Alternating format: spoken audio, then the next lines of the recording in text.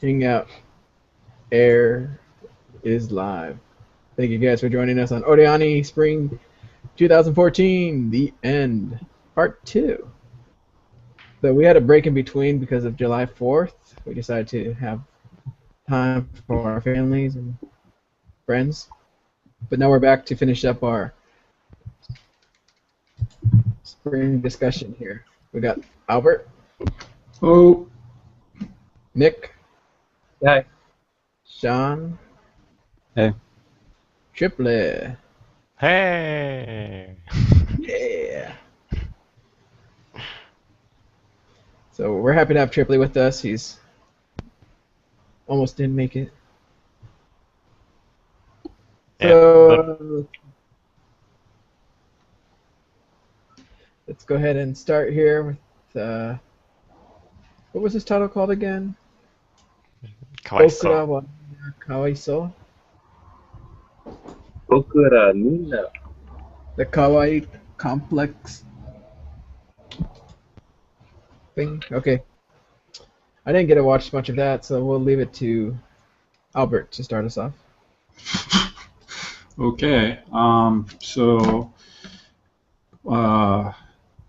guess the English title is The Kawaii Complex Guide to Manners and Hostile Behavior. That's way too long. Anyway, it's based on a manga series. I think Tripoli has read it or is still reading it. I think it's still ongoing.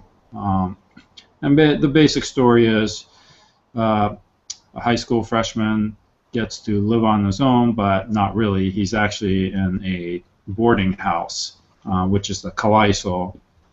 And there it turns out that the senpai at his school that he really likes is also a boarder. In fact, she actually ends up being technically the owner of the building. But there's a bunch of strange and wacky cast of characters at the boarding house. His room is actually divided, and he has to share it with a roommate who is actually a masochist. There's also a working OL lady, Mayumi-san, who is the big-breasted, totally unlucky in love. There's also a college girl, Sayaka, who's she's kind of got a personality problem, I would say. So, in all of this, our protagonist, Usakun, has a very interesting life to lead. So it's a slice of life show. What I liked about it is it's has a story arc. It does follow everyday slice of life, but it's very pretty. I thought the character interactions with all these wacky characters was believable in an anime sense. I don't think you would actually get along in real life if the cast of characters were this crazy, but in anime it works out. They bring very unique personalities. The animation was done quite well, and they also used the super deformed style for certain comedic scenes to definitely enhance that mood and hilarity ensues. So I would recommend that you check it out if you like comedy and if you like slice of life. Triply. Yeah, I'm really gonna say that Albert is 100% correct, at least for me. And I think it's more of a romance, well, let's say a rom-com, not a slice of life, but a romance comedy. And yeah, it's because the main story is still going on because between Usakun and Kawai-san, and the main story is still really, yeah, going around some romance script. But actually, the other characters add in very well because, yeah, I don't know, the story is just written like that. But as we know, the romance is only really, really slow.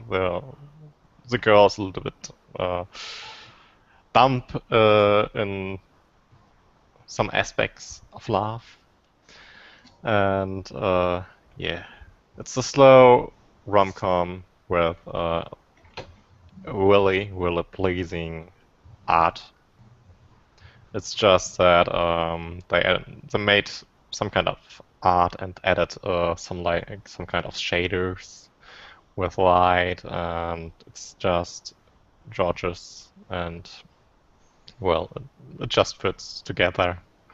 And yeah, the pacing is decent between all the arcs they're having, and yeah, I'm watching. I'm looking forward to, well, more episodes, specials, a movie.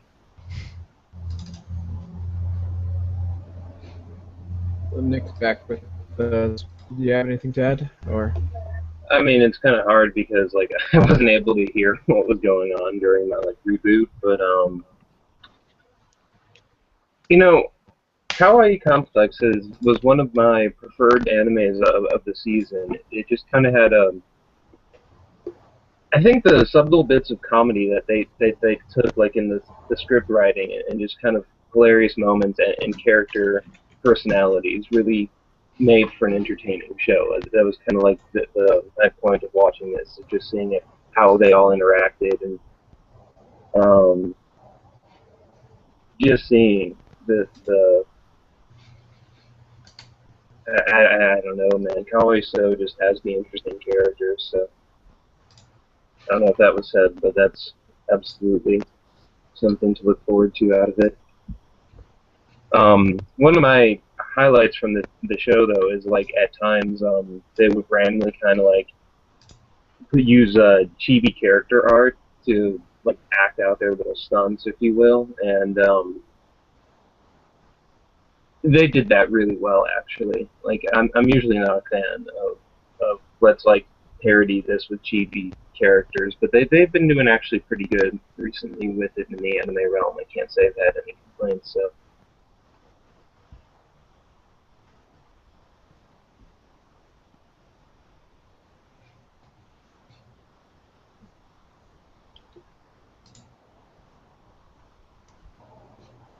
All right. So is that it for that, or do you guys want to add anything? Would you recommend this show, or?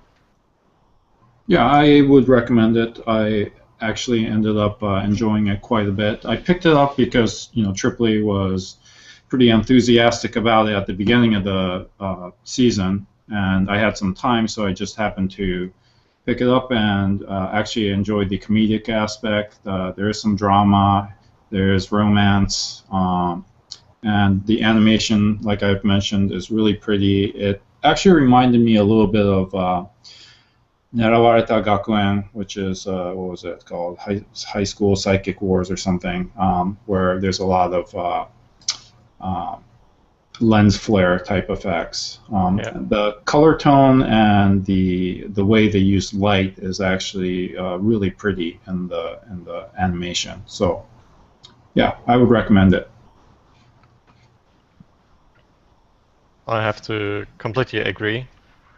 I'm still really enthusiastic about the anime, and well, Kawaii-san has all the emotions she had over all the episodes. It was just very nice to see and to feel how she felt at these scenes where she kind of well noticed some things whether others already said something say more in a sexual way where she didn't notice a thing, and then a second later or two she just gets red.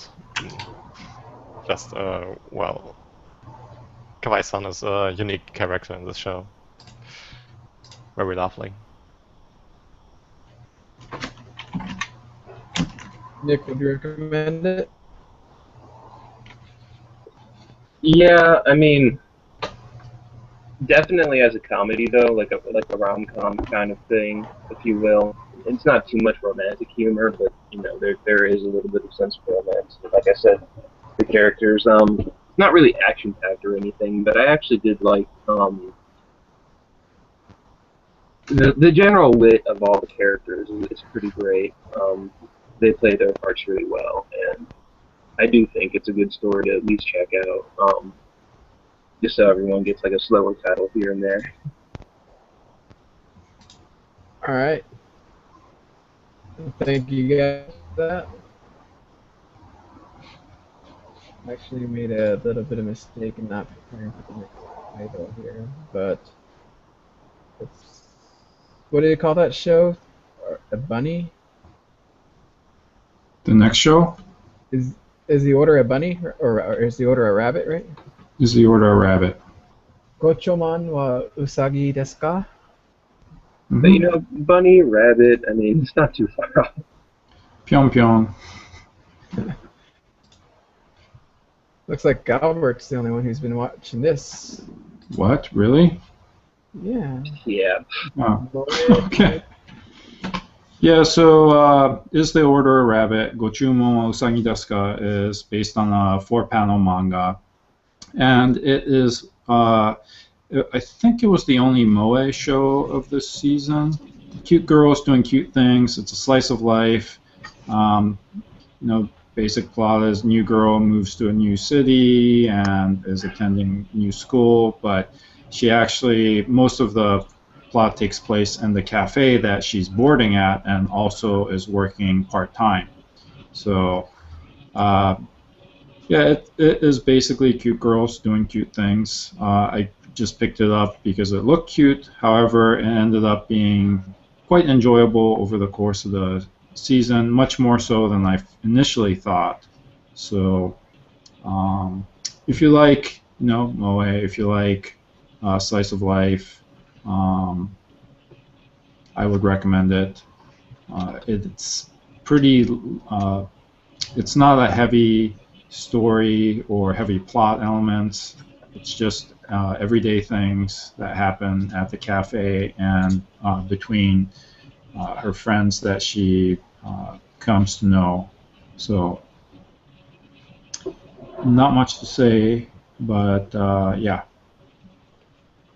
So from what I saw, at least a little bit, would you say you can almost pick this up anywhere and just start watching it?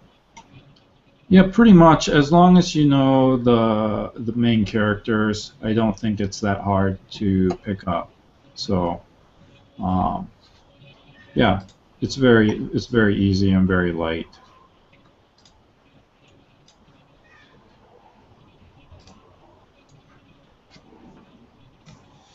All right. So cute girls doing cute things, very popular for some. Now let's switch gears and actually go to something kind of dark, I guess you could say. Gokukoku no something. Brunhilde. Brunhilde in the darkness. Brynhilde. Well, I'll let Sean start this off because this is like his favorite show of the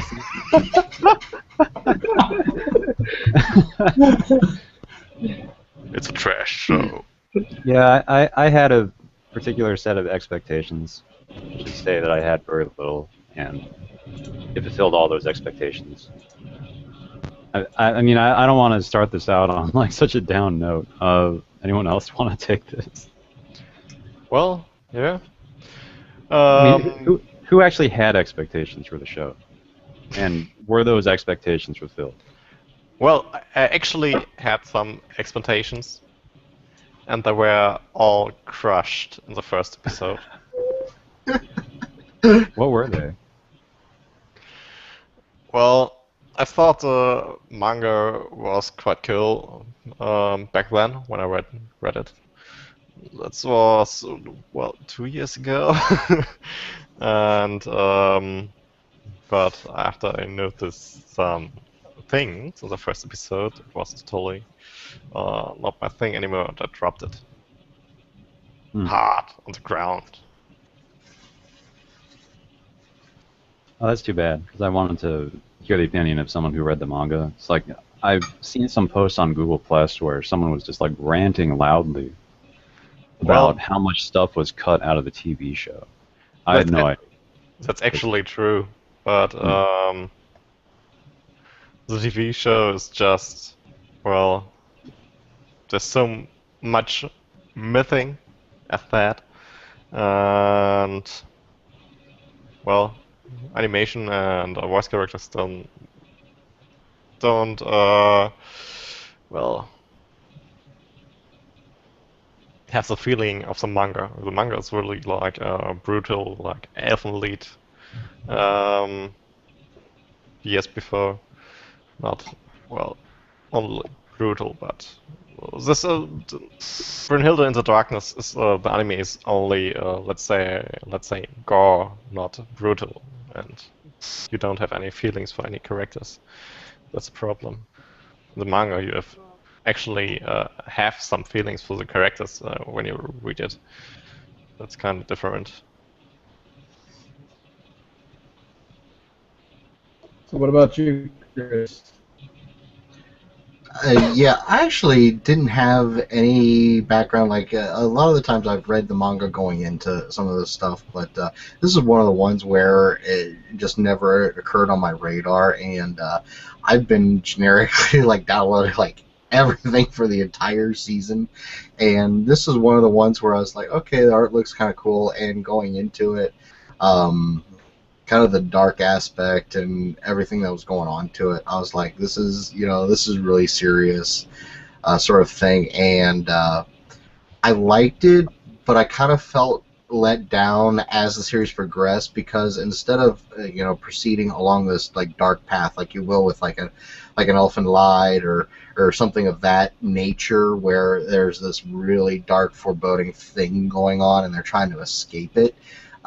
It kind of just falls into a romantic harem comedy thing, like for the majority of the series. And while I like that too on a separate basis, I mean, I felt like we went from one series and we suddenly fell into like the second season where all the dark shit was already done with, and they're just kind of living it out. And it's like I said, it's a romantic comedy sort of thing. And now they did pick it back up later in the series where they kind of went back to that, where like some of the girls started coming after them and things like that, which was cool. And I mean, that's a good way to actually like build up, but there was no build up for it. It was basically like season one, season two, 1.5, somewhere in the middle there through like episodes like 4 through like 9, and then they went back to, guess what? Here's the rest of season one that we really didn't talk about.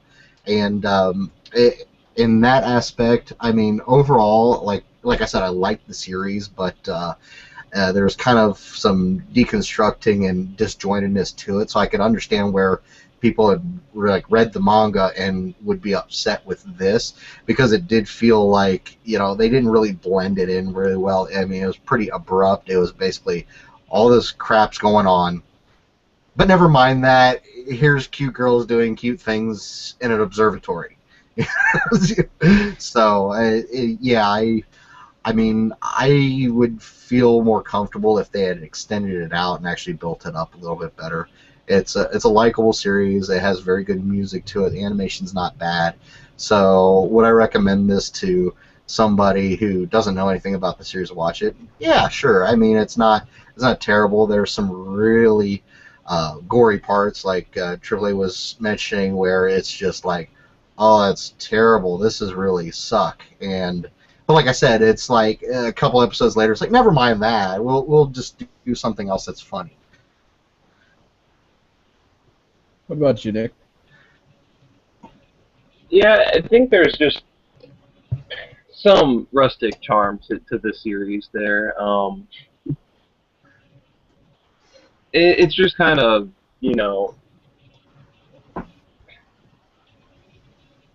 I go into like watching most shows that I pick up with like no expectations, no background on what it is. I won't even like read a synopsis or anything. And it was kind of funny because I felt that Elfin Lead kind of start up, and I was like, um, you know, it had like the vocalist kind of intro like it did, and it kind of went along a similar line of we have like a secret research facility where things broke out of, and we send more things to kind of go get it. So like it parodied, or not parodied, it kind of complemented the original really well. But I was actually kind of blown away when like a few of the service scenes hit. Like in my opinion, they kind of almost came out of nowhere, and that's when it kind of differentiated itself from its predecessor. And I was actually kind of wondering about that. Like, you know, did we go down the path of a lot more service because it's, you know, I guess what people expect or want nowadays? I don't know. But it was kind of interesting to kind of see them mess with that aspect where it wasn't as abundant in like a work such as Alpha Need. Not to say it was non-existent, just not as abundant as in Burnhilder. So, I mean, you know, I think the show in its own right was just kind of entertaining. It was just something that it kind of established itself, and then it went on with it without like so much of a care.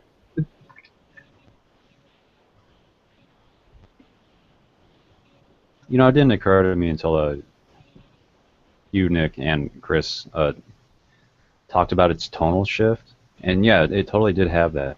So I remember early on I was watching it because it was like kind of this humorously uber angsty show where like these girls are just like constantly bleeding out of their skin, literally. And you know, they're always on the verge of death, and you know, they're how could the world be this cruel, and so on and so forth. And yeah, it totally diverted itself into just like super service and harem-y stuff, like in the middle part. And yeah, by the time it went back to the uber angst at the end, like, I don't know, it was like too little too late. I guess another thing that amused me about Brunhild is it never really seemed that genuine to me. It was just like really contrived. Like the feelings of angst weren't genuine. They were just sort of being engineered. And toward the end, it started getting like really, really contrived because it started ripping off like a lot of stuff from Evangelion, like related to Gendo and Seele. They basically had facsimiles of all that, and yeah, I don't know. I think that's what, like, that kind of highlights the it is that tonal shift. Just kind of any kind of seriousness they had built up in the series, they're just like, nah.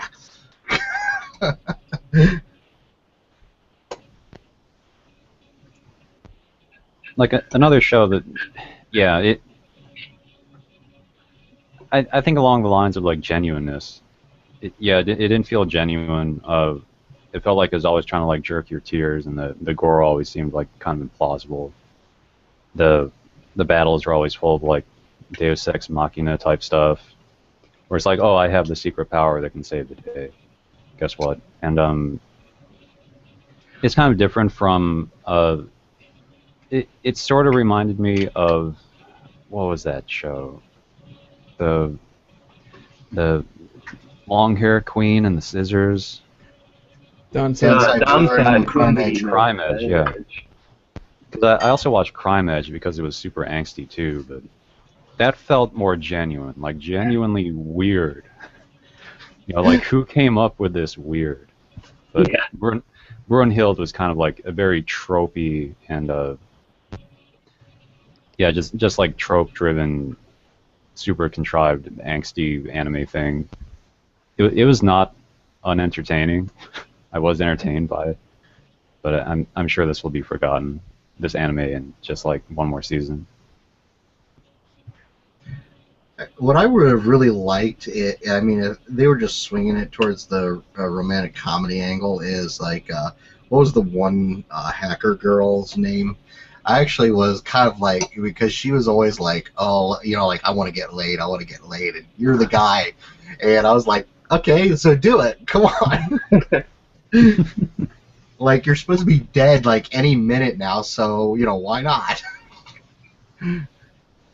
Yeah, I mean, I get to some extent I do kind of agree, but then at the same time, when you know what the main character's like and kind of who he's gunning for, you can kind of understand it. But I don't know. Her name is something like is a Kazami or something similar to that, I think. Yeah, this the Osaka girl, right? She had an Yeah. Osakan accent. Yeah. You know the series is memorable when you can't remember the names of half the characters. Well, because there's so many of them, and then you got like this George R. Martin like style story that just like, oh, you like this character? Well, too damn bad. Oh, we just introduced this character? Well, too damn bad.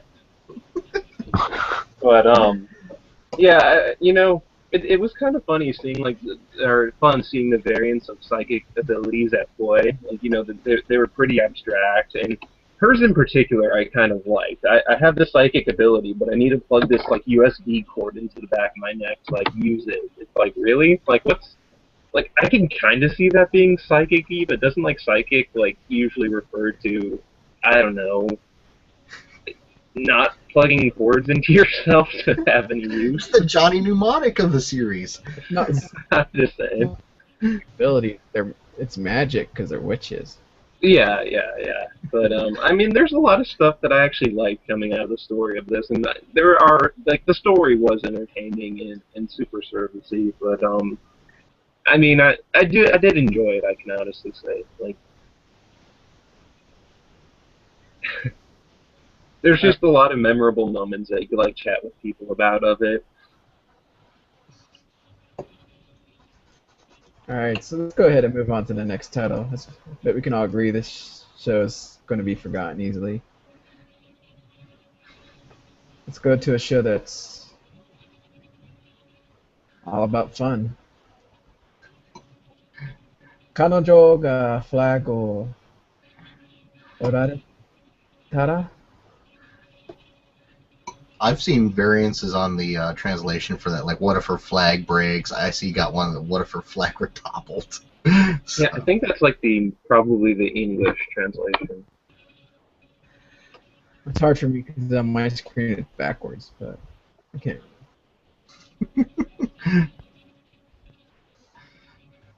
What about you, Nick? What do you have to say about this flag-driven show? Ah, oh. I honestly don't entirely know how to feel about this one. It kind of came out of nowhere in my, like, again, much like Burnhilder, and I was just like, picked it up. That was how I was kind of watching it. The story progression was odd, and if you were to like watch it all the way through, it gets super obscure like towards the end. I don't necessarily want to give too much away, just because. But the characters. There were very few characters that I actually kind of liked the comedy that they used on this series, and I wasn't necessarily watching it for story at any point. It didn't like stand out in any angle. It just kind of faded into this realm of mediocrity and kind of pointless story in my opinion. And I didn't have many expectations from this one, but this one was one of the ones where it's like I'm just kind of watching it because of that one character that's kind of intriguing at this point. I don't know where it's going, and it doesn't have like the best message out there. There's not much redeeming about this series in my opinion. It's definitely some form of just mediocrity. One thing I can say about this show is that as you're watching it, I mean, even if halfway through it, I was like, "Where's this show going?" There's no way to tell how this is going to end.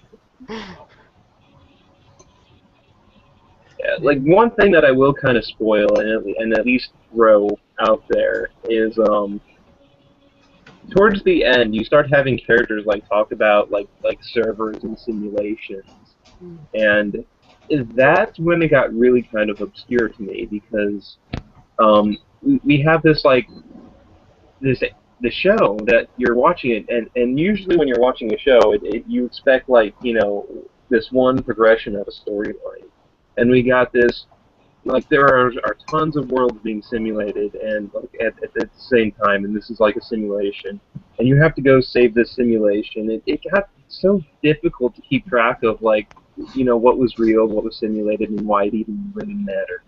Somebody forgot the exhibit meme. Yo, I heard you like tropes. It's like, Yeah, like this show is much like Burnhilder. It's pretty much purely trope driven, and there's not too much to gain from watching it. So, I mean, there are some moments that were actually kind of funny and I enjoyed, but it was just something that I watched because I hoped it was going somewhere, and it basically ended up going like absolutely nowhere. Actually, I had no expectations for the show, and it totally lived up to my expectations. Of none. None.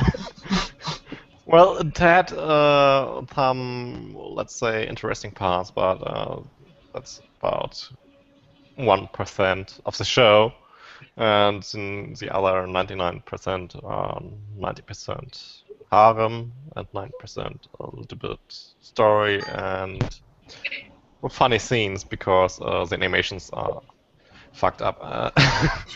Yeah, like the animation is so odd. Like the animation isn't that great. The story wasn't that great. I literally think the only reason I watched the show is because we had a trap character in it who would always like claim that they were a dude, and for the most part, I kind of could see it. I'm like, oh yeah, you're one of them really feminine-looking dudes. People like mistake you all the dang time, and that's what they were going for in the get-go.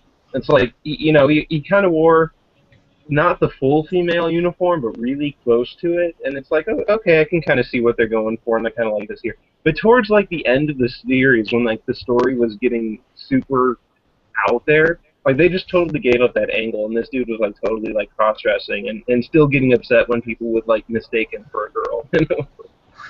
I kind of like those random moments of like people like calling him a chick, and he's just all like depressed, staring, just blank stare. I think like that was like the only charm point of this show is that character right there. One of the traps of the season. That's the only reason to watch this. So one thing I want to say is that because of all the characters, each character had something unique about them that was really fun to watch and learn about. I mean, there were just some dumb stuff that I really enjoyed that were, I don't know why I enjoyed them, but just like when she was running, she would always do this Hugh, Hugh, Hugh type of thing.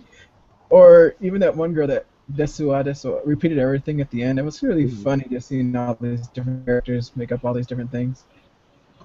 Yeah, I gotta say, the only one character I never liked is the first sister character that we're introduced to. She just wielded this ladle that looks so stupid that I hated her because of her ladle wielding. Like, get the heck out of here. Chutukoi has like ruined me for like intense like ladle wielding. It's like you cannot match up. Oh We god. have to see about it, Albert. Yeah, so I think everyone's pretty much on board that it's a very mediocre show at best. I felt that it was really schizophrenic, and once I realized that they crammed 9 light novels into the entire series. They did. Yeah, they did. And I think that's the problem. It is a super harem show because on the get-go you think there's going to be about 5, maybe 6 girls. No, as you can see from my screen share here, it ends up being 10, 11 girls all interested in him. So it's kind of ridiculous. Like introduced in like the last like 3 or 4 episodes. Yeah, it just keeps growing each episode. But at the same time, Nick does mention that they're fairly unique. They all have some sort of trope. Whether it's the sister character, the older sister character, or the younger sister character, or the tsundere, or the trap. They all have fairly unique features. But the story is way all over the place because once the android girl shows up, you know that something is really wacky. And there's an explanation for that in the end because it's not reality as we know it. But still, I think that for some reason I just kept watching it, it kind of sucks you in. The animation was really poor. It's by Hood's Entertainment, which I don't think they've done a whole lot. I think they're most famous for doing Seikon no Quasar of Stigmata, the breast milk show. So, but yeah, the animation's not that great. There was a lot of cost-cutting methods here and there. I saw the frame rates were pretty bad in part, but because it's such a mishmash of all kinds of ideas thrown in together, it just ends up being a huge mess, and trying to untangle it story-wise is pretty hard to do. So the last 2 episodes, you were constantly trying to figure out, well, what version of reality are they in? Right. What does it mean? Wait, so they're really sisters? Wait, they're really brother and sister? Wait, they're not? Yeah. It totally like redoes all their relationships in the end there, And yet somehow it seems like it might actually carry over, because the light novel is actually still ongoing. It ends with volume 9. This arc ends with volume 9, but apparently there is a volume 10. So I don't know how that works, but you know, if you're bored and you really like harem shows, then this might do it for you. Otherwise, I'm not going to recommend it to anyone except for a very niche audience. you know, I just kind of realized that like none of the characters are particularly like marketable. Like there wasn't. They have very trope-driven charm points, and there was like not one who stood out as in like this is our flagship. We're going to be selling tons of merchandise of this character. I mean, I'm sure some people get into some of the figure collecting just maybe for poses or your character art alone, but there was not one in particular that you could actually just kind of like, in my opinion. Like their personalities weren't too developed. They pretty much just were more responding characters than they were established, and I just kind of want to say, if you anticipate to understand the story, be prepared for an an ill-explained blend of like Inception meets The Matrix. But they don't explain it that well. Generous, man. No, Yeah, I'm not that's trying way to say they too have that generous. intrigue. I'm just trying to say like they kind of like blended those two realms together and don't explain it too well. Like you're left to figure out a ton for yourself. And it just doesn't have that intrigue of what the heck's going on here. It has instead of like trying to figure out and piece together what's going on, you're more like kind of dumbstruck, like just grabbing or just like taking the pieces and trying to make heads or tails of it all, just to understand the story. But like it's ultimately negligible, so you don't even have to. So, Yeah, I'm gonna put. Or sorry. I was gonna put my 2 cents in. I'm gonna spoil it for everybody, so just like mute right here for about like 30 seconds, and you know you'll be okay. But really, it's like the Sundere is the sister character's not really the sister, and the little sister's not really the little sister either. It's some simulated thing, and then they do this like, please save our servers that control reality type of crap, and like the main character's fated to die, and like everybody's saying, the characters are not really well developed. Oh, by the way, he winds up with Akemi, which is that like character that he could not get to not be his friend, and it's just a whack job of a series. There are many other series that do whatever this series is doing, and they do it better. There is some entertainment value from kind of the lame, tropey comediness of it all. But I mean, if you're looking for a series like this, you're a fan of Galgay type of genre stuff, this isn't going to do it for you. Watch something like Nokome, or something like that, where they actually have some built-in character development for some of the. I mean, even there's a couple other series that just do it better, but this is not unwatchable. It's kind of entertaining. You can tell because pretty much all of us have watched it and have something to say about it. But overall, it's lame, and it's not something we would call collectible. I'm looking forward to the second season. Sorry. I don't even know where like a second season would pick up from. Like in all honesty. They go I mean, back to the you'll say- Bladefield Principality, and he has another harem or something of knights or whatever. Yeah, that could be awesome. Yeah, I don't think you need to. All right, let's move on to the next title. Mhm. Continuing on with comedy, we got manga, or the comic artist and the assistant. It's Serious an easy way out. Yes. business. Serious pants of business. Serious sponsor. Favorite thing. Let's. Yeah, don't forget the oppai too. Appa is not important. Pantsuis. Go ahead, start us off, Tripoli. This was your favorite one, right? Oh well, yeah. After reading the manga, I was really confused. That's yeah.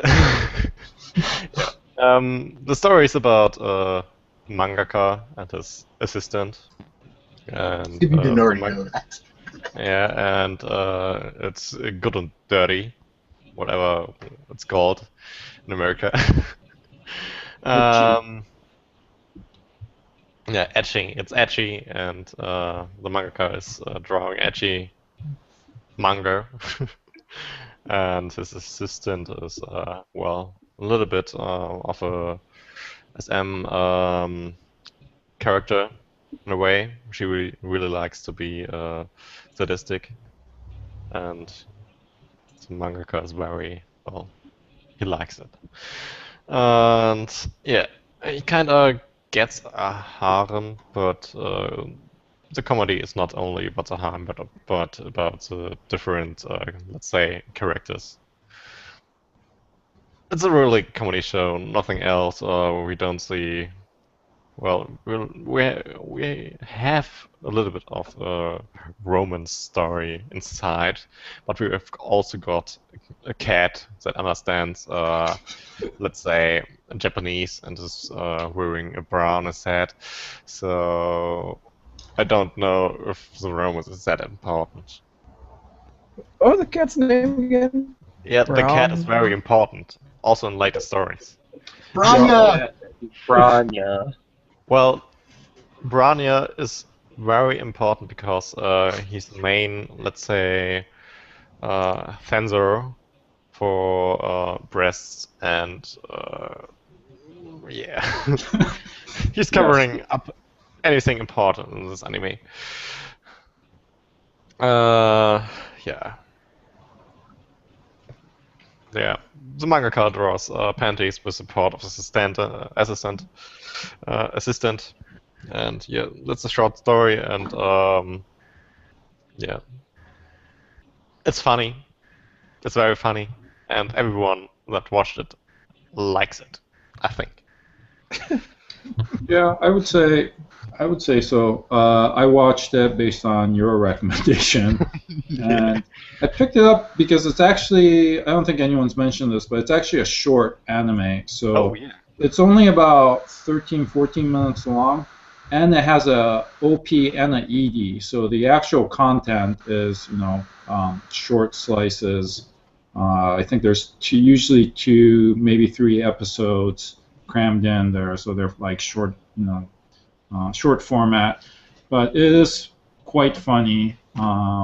There is a fair amount of fan service, but that's the whole point. He's drawing a fan service anime, so. And all the voice actors were really well done. I enjoyed them quite a bit. And like I said, it's fairly short.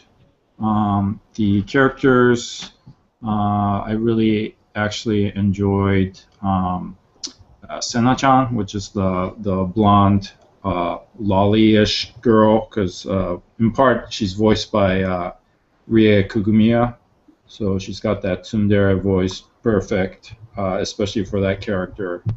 There's a hilarious shopping scene, where they get stuck in the elevator, and yeah, it just panders all over the place to all kinds of fan service and fetishes, but who cares? That's the whole point of the show. So that's what you're going in expecting, and that's what you get in a very beautiful format. Yeah. Yes. That animation quality was surprisingly great. I like how variable it was too. Like it kind of snapped to each of the characters. Um, the amount of facial expressions they did really kind of impressed me. And just kind of as what we're saying here, as he's drawing his manga, we act out a lot of manga-y plot lines that just happen to this comic artist, even though a lot of his assistants are all the ones pictured there a moment ago, shared by Albert.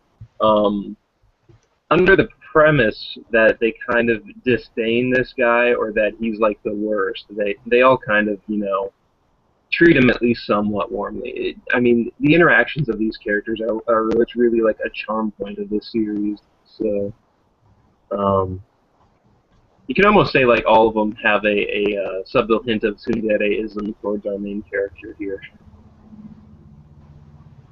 So,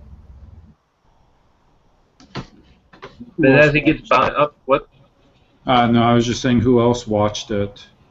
Oh, I watched it. I was very entertained by it. Like these guys are saying, it's you know exactly what it's pandering to, exactly what it's about is in the title.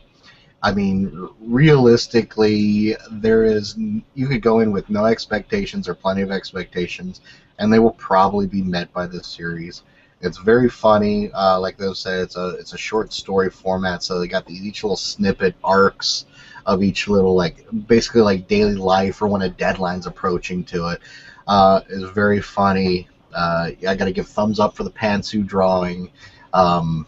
Really, it's a lot of fun to watch.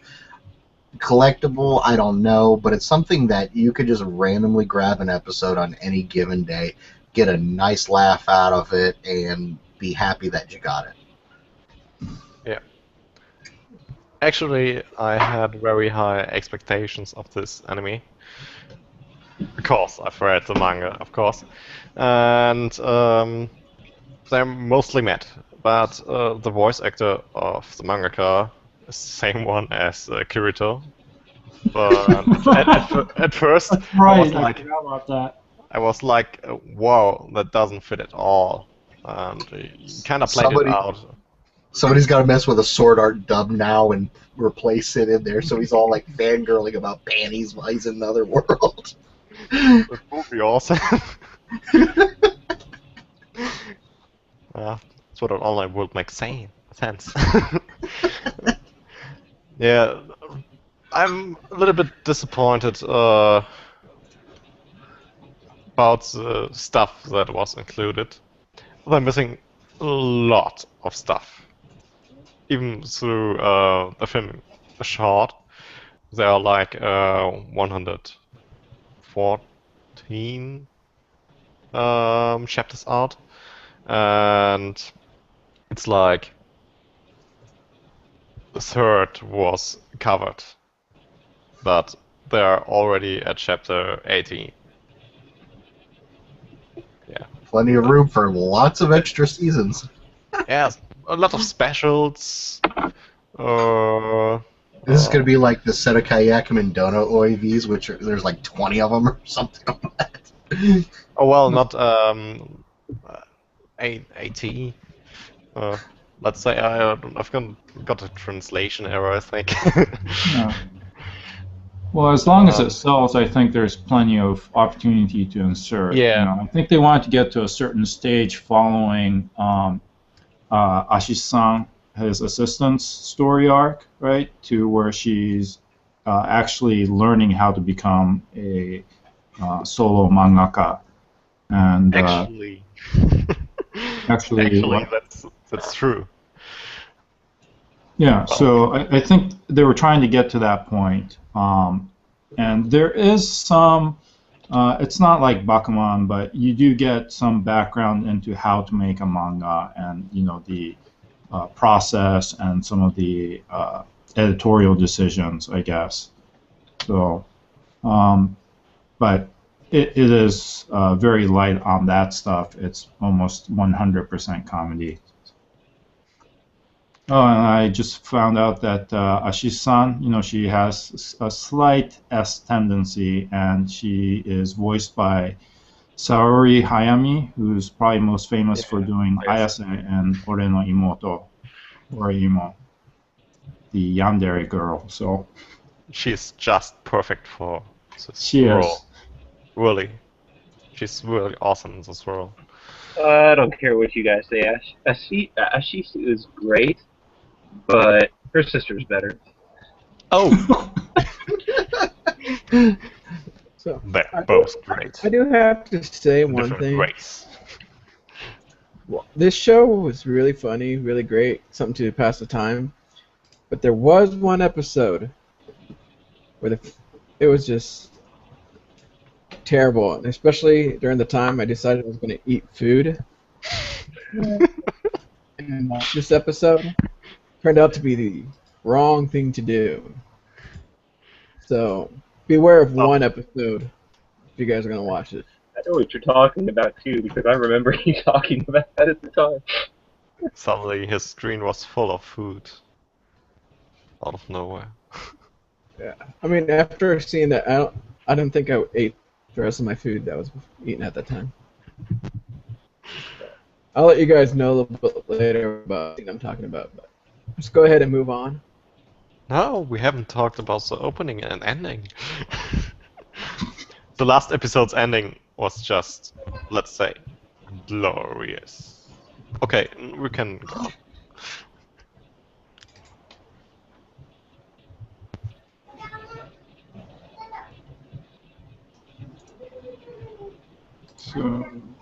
So let's move on Oh,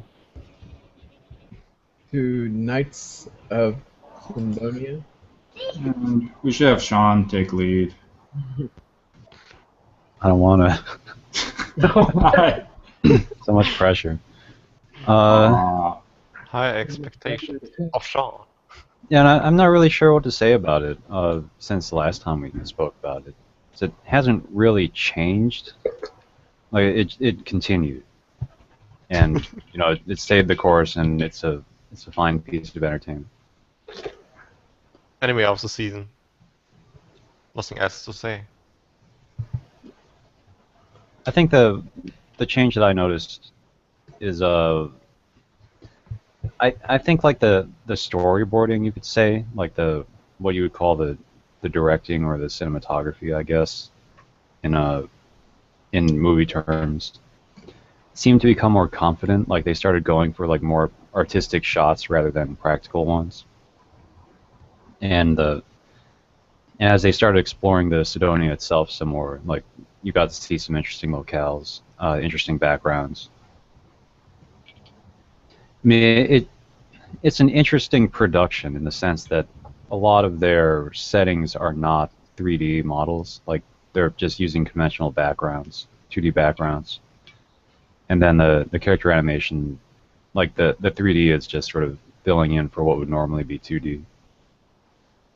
Sometimes I wonder if they even draw over the faces to like do the special expressions that only appear once, like the gag expressions and stuff.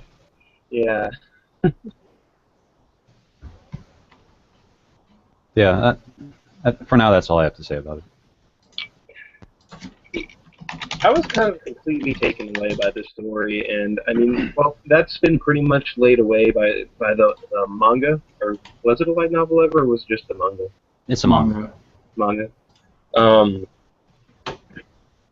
It's kind of hard to comment on that from like the anime's perspective. I mean, I can assure you that the story is very decent, but I did actually kind of want to talk about that 3D animation a little bit more, just because it's something that we're seeing a lot more of. Every season now, it seems that like we might have some kind of a pure rendered series somewhere, whether it be just a movie or more commonly now a TV series. But for the most part, it kind of came across very, very nicely. There was that odd moment where like the gag faces were employed, or it just couldn't pull off expressions too well. That just makes it even funnier, Yeah, that just makes it even funnier. But I think it was actually relatively reasonable for this series. It was kind of nice to see it modeled in like a kind of a space age series. But where was I going? It's kind of blank.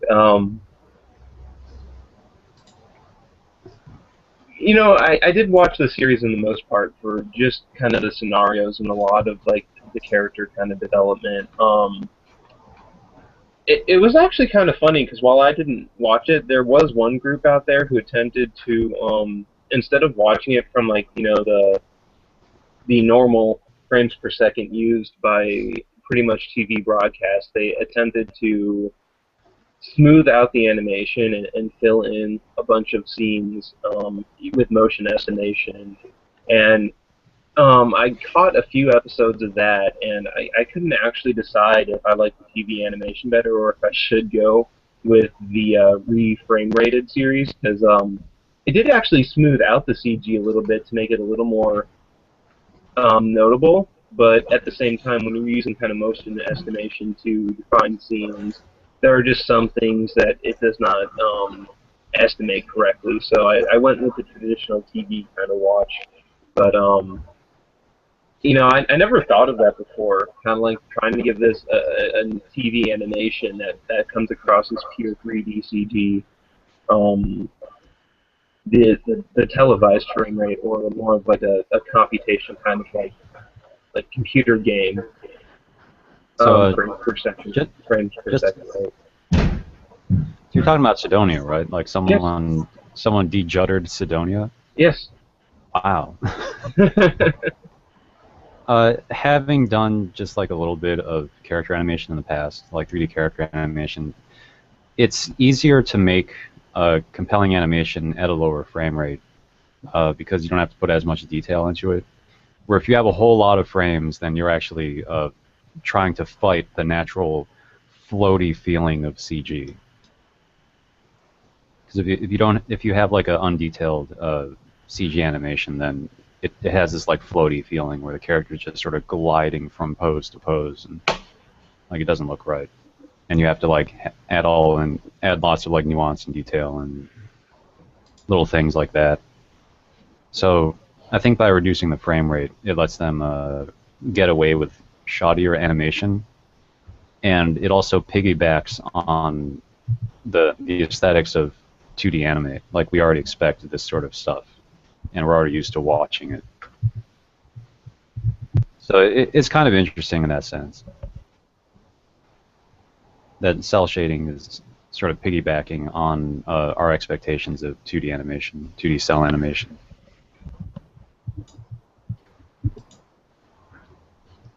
But yeah, whatever.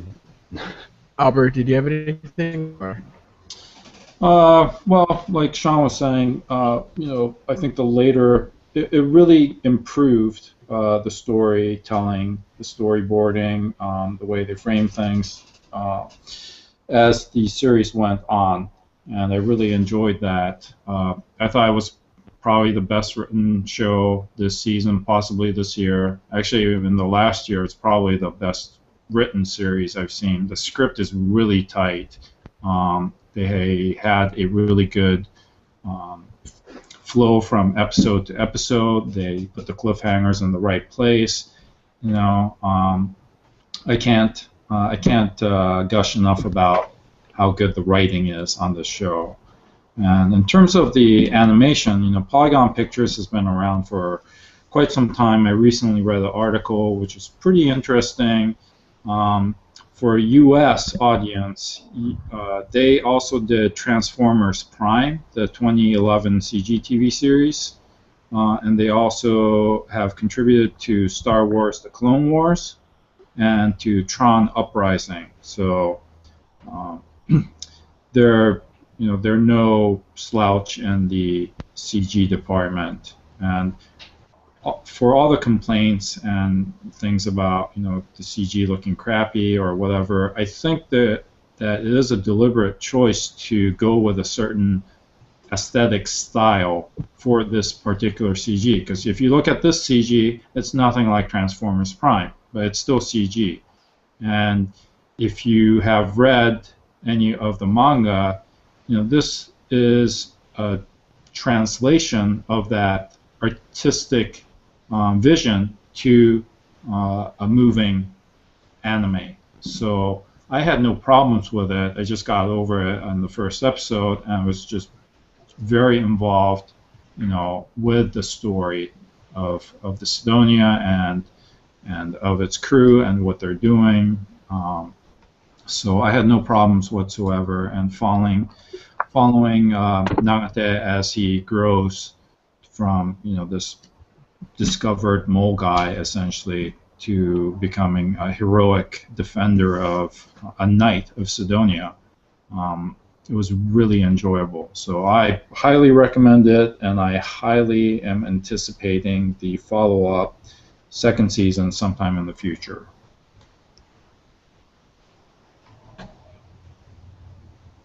That's it. I will say that part of the appeal of Sidonia for me, like aside from the fact that I'm just a huge fan of the author of the manga,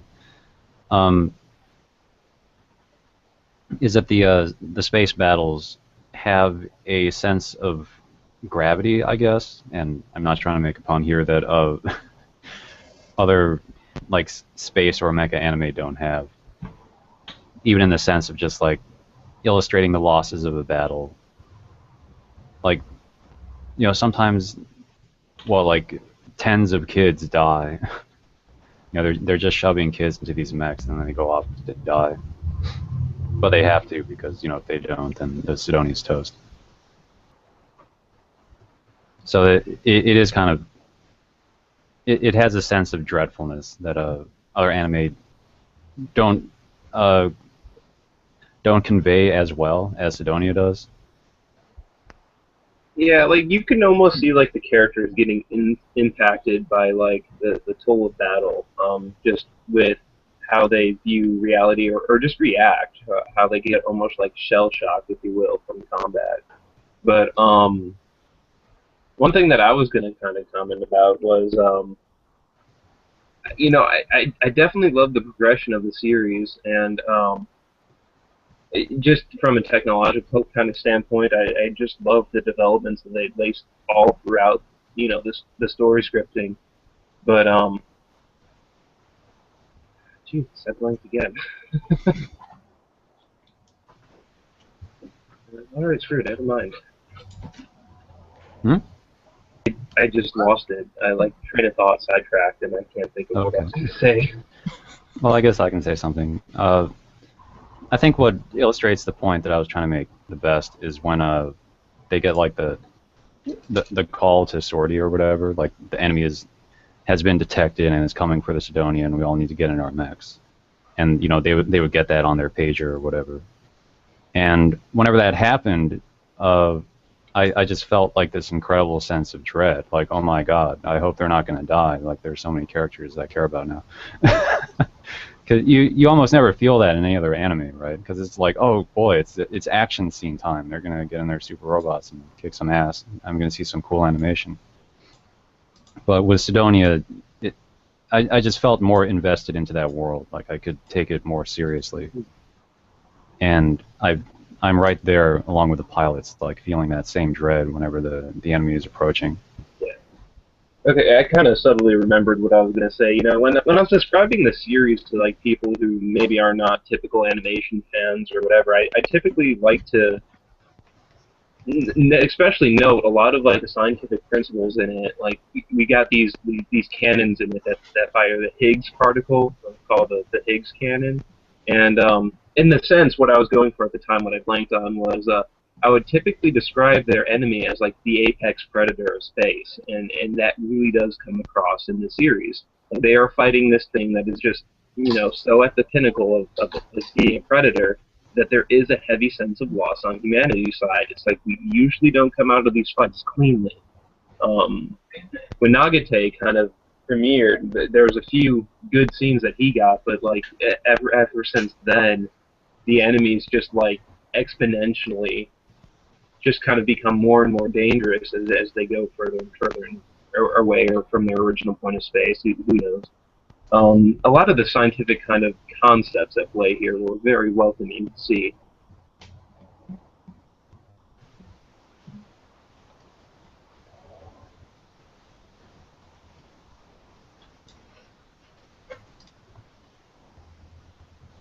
All right. So you guys would all agree to highly recommend this show? Definitely, and it's available on Netflix now. So Yep. tell your friends all about it so they get a good rating, and we'll pick up more anime. Yeah, I think it does have that like I don't know, bridge potential, or like people who aren't really into anime can and actually do watch Knights of Sidonia. Like I've seen like in the mainstream universe of Facebook, some friends of friends being like, "Oh yeah, I'm watching this show." I It just just can't it express. just appeared on Netflix, or my super otaku friend recommended it to me, and I usually don't watch anime as the quote goes. But I'm watching Knights of Sidonia. This is Excellent. one of those series where I've barely scratched the surface of it. I've only been like one episode in, and I deliberately stopped watching it because I wanted to make sure I had it all lined up. I actually wanted to make it fair because I could sense where it was going even in that early stage, and I really wanted to put forth, instead of like watching it along with like 5 or 6 other series like I typically do in rotation, I really wanted to put down some time and seriously consider this. So anything these guys have been saying about the recommendations or anything, I wholeheartedly believe it, even just watching that little tidbit. So I would recommend it too.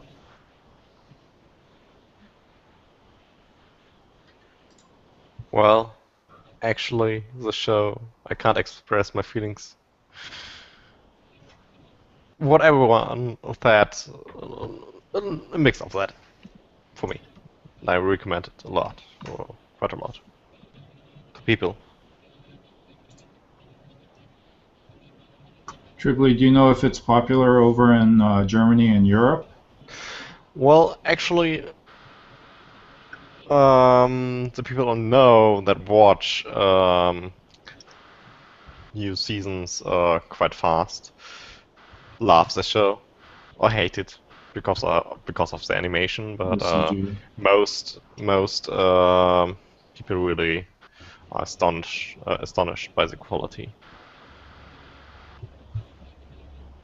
Most don't even know Knights of Sidonia, so I recommend that a lot,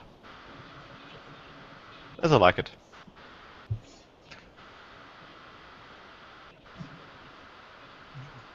All right. Let's go ahead and move on to the next title. We got Sore demo Sakai wa Tsukushi. Hui. What does that say? Still, Even so, the world is the world still is beautiful. beautiful. That kind of included that Soda demo twice. Even so, it's still the world. What do you have to say about this, Nick? Tank, didn't you watch this one? Out of curiosity, didn't you watch? Was this the title you watched? Yeah, I saw it. Yeah, I saw it. This anime actually kind of, I premiered the first episode, and I am on board for any animation that has like a character who can utilize like the wind in some aspect. I always kind of love seeing characters expressed with that ability because I don't know, it's just something that clicked with me a long time ago in like Kaze no Stigma and work such as that.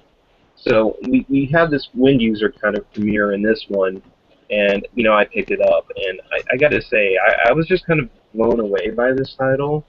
Um, it's not exactly like the most actiony thing out there, but its redeeming value is like in the amount of character growth that it's able to express. We have not elder princess, but we have this princess character who was basically sent off or to be the bride of this king who has like conquered the nation, like he controls the world to some aspect. He led this warpath, and she comes to find out that he's a really young kid who is actually pretty darn bratty. Like I kid you not, this guy just he's been too tormented by the world to just kind of trust it or necessarily have a lot of decent views. And the charm point of this series is watching how emotionally our emotionally stable character can kind of impart a knowledgeable growth on the personality of the character. And I mean, he goes through like personality crisis, she goes through personality crisis, but the amount that they stick with each other, bond and grow, just were really well portrayed by the series. And I don't usually see stuff like that a lot in anime. So this is kind of an out there title. um, although her ability is actually to call the rain, which actually can also control the wind, incidentally, so it wasn't exactly as I intended. I just kind of recommend a lot of people to give this thing a shot if they want more heartfelt story. That's kind of a little present in this series, and it's just not a storyline that I see a lot in anime, especially with this amount of the animation wasn't bad, and I really did like a lot of the characters. It's really nice animation, actually. Not the best, but decent. Well, what I have to say about this show is, as I started watching it, I really got into it. I really liked it. It was really fun seeing their interactions, but for some reason, towards the end, I started losing interest in this show. Granted, I watched all of it. It was pretty good, but for some reason, I don't know. To me, it lost something by the end, and I don't know really how to put it, but um, Actually, I have to agree. another thing that I didn't really like about it too is, like, I admit the song she sang was beautiful. It was really cool, and during it, really impacting moments, you're like, oh, this she's singing. By the end, I was like, God, just say it's still the same song. Can we get another one or something? Well, I think the lyrics were a little bit customized, but there was always that line where they had, like, in pretty blatant English, like she was calling the tender rain, and that didn't stick well with me. But I mean, it didn't ruin the series for me. I didn't let it bother me too much. But yeah, the only amount of tonal shift that I can think was portrayed, I didn't personally notice it, but I was just so, like, absorbed into the story, is I think there's a little bit of nuance when they're just kind of getting together and you see their personality conflicts, and then later in the series, when they are actually kind of emotionally attached to each other, there is a tiny bit of a tonal shift, and you don't see that unbridled kind of, like, getting to know each other, or I guess just like upbringing conflicts that were as noticeable early on. Nick, you said that about her singing the song and singing the same song, like as it progresses, it's the same song over and over again. You remind me of that. What is it? R15, where the oboe player girl or whatever like that. She's like supposed to be a genius or whatever, and like getting really good at it. And by the end, she's playing the exact same like 15-second snippet of the same song, and you're like, oh God, just let it end. That's how they wanted to come up with. They just instrumented one segment, and yeah, we don't want to do this anymore. Let's just keep reusing this one. But no, I do think her lyrics are custom kind of generated as per the scenario, but it always includes the tender rain somehow, which gives it a little bit of repetition. But I actually really like this series. I was kind of blown away. But, going in and having no expectations like I normally do. Just such a story forward or just a script that I'm not used to seeing in a lot of, with the amounts of kind of fantasy that they incorporated alongside character development, especially with one of the characters being at a young age. I mean, typically, it's actually kind of funny. Our main character doesn't let being that young get at him. He come in the comments to the older character, like, enjoy me this way as I am right now, because one of these days I'm going to, be different. So. Yeah. What do you have to say, Al? I'm actually kind of with you, Tankun. I started watching the show because I knew that it was based on a shoujo manga, and I find shoujo mangas to have better character-driven stories. And it was true at the beginning, but as the series progressed, it seemed like there was too many of the stereotypes and tropes being thrown, and to just kind of complicate their situation between Nike, I guess it would be Nike, but Nike and Livius. And, there's I think about halfway through, they're officially going to have thanks, Tripoli. They're officially going to have like a engagement ceremony, and then of course there's something that needs to get into the way. So it turns out that the religious order is going to refuse them because she doesn't have the proper ring. And you're like, wait, I mean, he's the king. Wouldn't he have already known that this was going to be a problem? But apparently they just threw it in. And then the very beautiful prime minister returns, who is Livius's uncle, I believe, and starts hitting on Nike. Wait, so you have to introduce another love interest. So there's one too many of these stereotypes and tropes being thrown into the story. So that's why my interest gradually kind of waned, and it's still a good show, but I did not exit the show with as much enthusiasm as going into the show. I'll admit that it didn't exactly show those points of intrigue as well as it could have, but I mean, for all the points kind of described, there was a little bit of a story explained reasoning. Like usually, characters we don't usually care about this. They only catch us on this technicality if they don't like what's going on or just to get at it. I mean, there's tons of little explanations everywhere to say why it's kind of going on, but I loved that point where that character was kind of hitting on her, because when you see his why he was doing it. Like at first, I was wondering because in the back of my head, I was like, "Is this guy seriously trying to do this?" But when they came out and exactly like I was anticipating, why he was testing her, if you will, um, I guess it kind of has a moment of roughness at the get-go until it explains itself later, and that's probably like a storyboarding issue, but I don't think it necessarily, or in my opinion, I really like having them incorporated testing personalities to that extent. I just kind of like, oh, you thought I was doing this? No, I was just testing you. Another thing I will mention though is that the voice actors for Nike Hey. was amazing, and I'm gonna start following her a little more because just in this show it stood out a lot to me, and I'm gonna try to figure out some other shows look more into her. But I was kind of surprised with what she did. Yeah, she's a relative newcomer. Her name is Rena Maeda. Sorry. Yeah. Um, The second main role. and yeah, she's only been active according to the wiki since 2011. So she's currently 25 years old. Very young.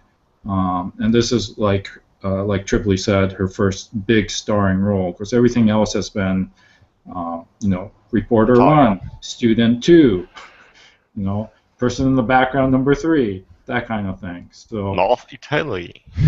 yeah, and she's done some other things in like games and commercials, but it looks like she also models a bit, and she sang one of the Hunter x Hunter songs. So I think she is a trained singer, just because she did sing, the ending song and the insert song, and she does have quite a bit of talent, I think. We won't know until she actually performs many different roles, but I think she's Maybe very this will be promising. like the obscure role where we need a singer, so we're gonna cast ourselves a singer. She'll only be playing idol-esque shows from now on. Who knows? Well, this show will not be this show without her.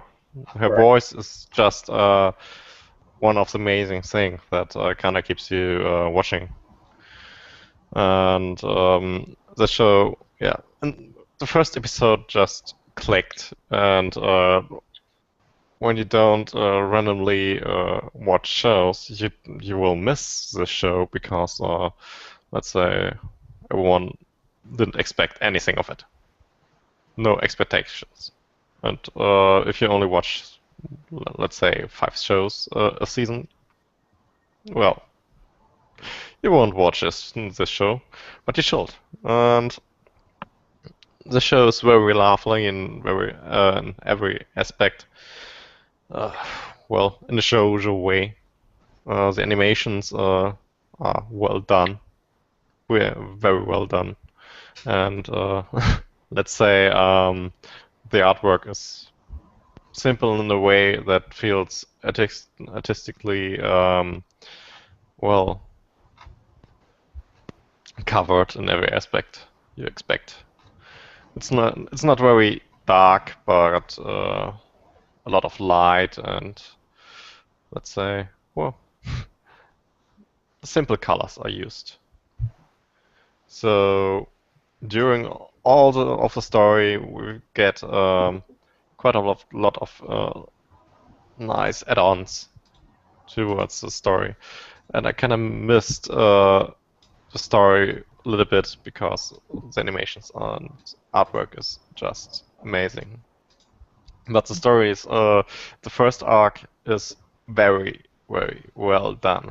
It just hooks you up. You don't want to stop watching it, and that's what I really loved. The second arc, it kind of keeps going. It's very awesome, but not as awesome as the first, let's say, arc. The third one, I didn't finish that yet. It is more focused on new characters, and that kind of introduction is a little bit strange and too complex, and well, stereotypes all over the place. That kind of kills the moment in the show where a little bit more of, let's say, shoujo elements should be included, like a romance path. That would be more awesome than introducing more stereotypes. So, yeah. This show, I completely recommend it to everyone. Yeah, looking forward to a more realistic, let's say, shoujo slice of life comedy. I don't know. It covers quite a lot of aspects. And yeah, we've got the tender rape.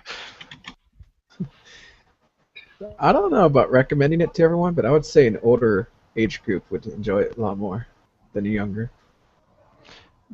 Yeah, we've Definitely got a female audience. Yeah, but being a shoujo manga too, I think it's actually kind of nice because we have such a empowered kind of female lead character here. She doesn't let much push her around, and she can kind of stick up for herself for the most part. I mean, we had the king attempt to imprison her at one point, and she kind of busts out. So it's very rare to see such an empowered kind of main feminine lead in a series. All right. You want to add something? Yeah, this lead is just perfect because he's a brat, and the brat has to be educated by, let's say, a mother. I don't want to spoil anything, but well, yeah, someone has to do it, and if they kind of get into each other, this is a nice side effect. All right. Let's go ahead and move on to the next time. Well, I wanted to say something else. I kind of missed the world building effect in this, let's say, anime. He's like the biggest king of the world, and they kind of show one city, one simple, let's say, village, and the other, let's say city in the water, and it's kind of small. No maps with the cities or the world he's conquered. That's kind of missing. That would be more awesome.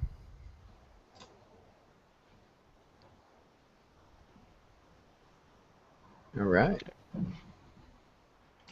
So next up we have Meikaku City actors. Bum bum bum. Chris, you want to start us off?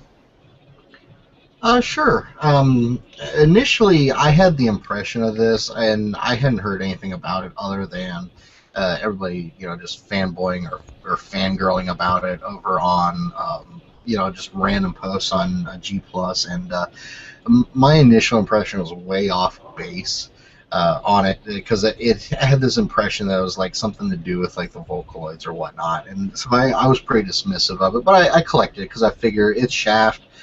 I like their animation style in general, especially from the Monogatari series, and actually I'm glad that I had the wrong impression for it because going in, I could sit down, I could watch it fresh without having any precepts of it. Because I think it was Nick, I think it was you, or it might have been Tank that told me flat out, no, that's completely not it. And so I went in and watched it, and it's a lot of fun. As going in, it's very distinctly Shaft. You got that head tilt. The art reeks of Monogatari, like almost this. It almost feels like the exact same staff are working on it.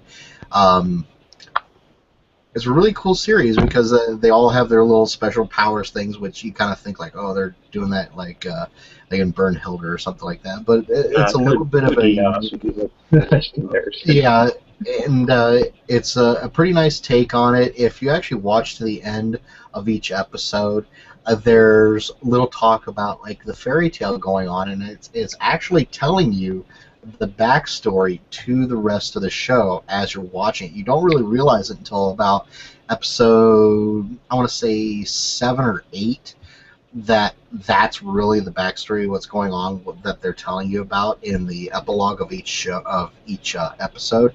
But it's basically like this ancient monster that gets tricked by a serpent. It's very almost biblical sounding, but they go a really different direction for it, and it's really nice to see that. But I couldn't help but getting the impression, because of the art style, because of them talking about monsters, that this was like a side story to like main Monogatari canon.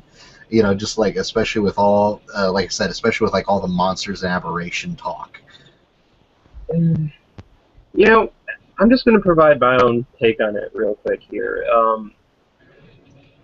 I knew nothing going into this, and I don't know, there was tons of people putting like guides up. Like there was a ton of attention to the series, and I gotta say, I don't know like how they were getting the content, like via like novel, manga, or some other kind of media, but the animation, I don't think lived up to the amount of hype that they were kind of pumping out. Because I was wondering if there's going to be something like super special about this series. And in the premiering couple episodes, we really did notice that Monogatari style, and we had characters who, as I call, like Gias-like eye-based abilities. But then it did kind of go off, and this was a very odd work in my opinion. And while I enjoyed it, I don't think it achieved what I was kind of hoping for.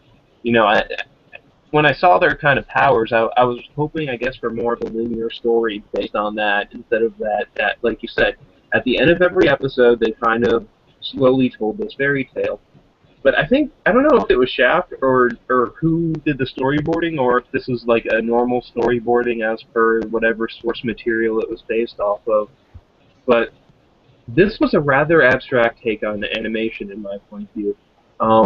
Laced throughout the entire series, aside from that ending segment that would play after the credits have faded, they kind of went off on a tangent during the animation's, like, main course, and would tell an alternate story with some new form of media. At one point, we had the CG song that explained the origins of the characters. At some point, we had this Groundhog Day scenario playing where the animation looked slightly different from the normal story. but laced throughout the entire series, you kind of had to question if you were watching the main story right now, or if you were watching something that was trying to give you a hint as to the story in the background.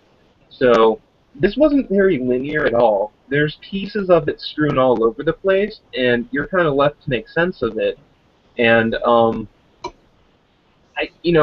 when I saw its resolution, as strictly based to that fairy tale as it was, I kind of wish that I just had like the premiere episode. Like going back to that premiere episode and looking at what happened, I wish I had more story like that instead of correlating it to the snake powers and everything else like that. So I mean, while I enjoyed it, it wasn't necessarily what I thought it was going to be.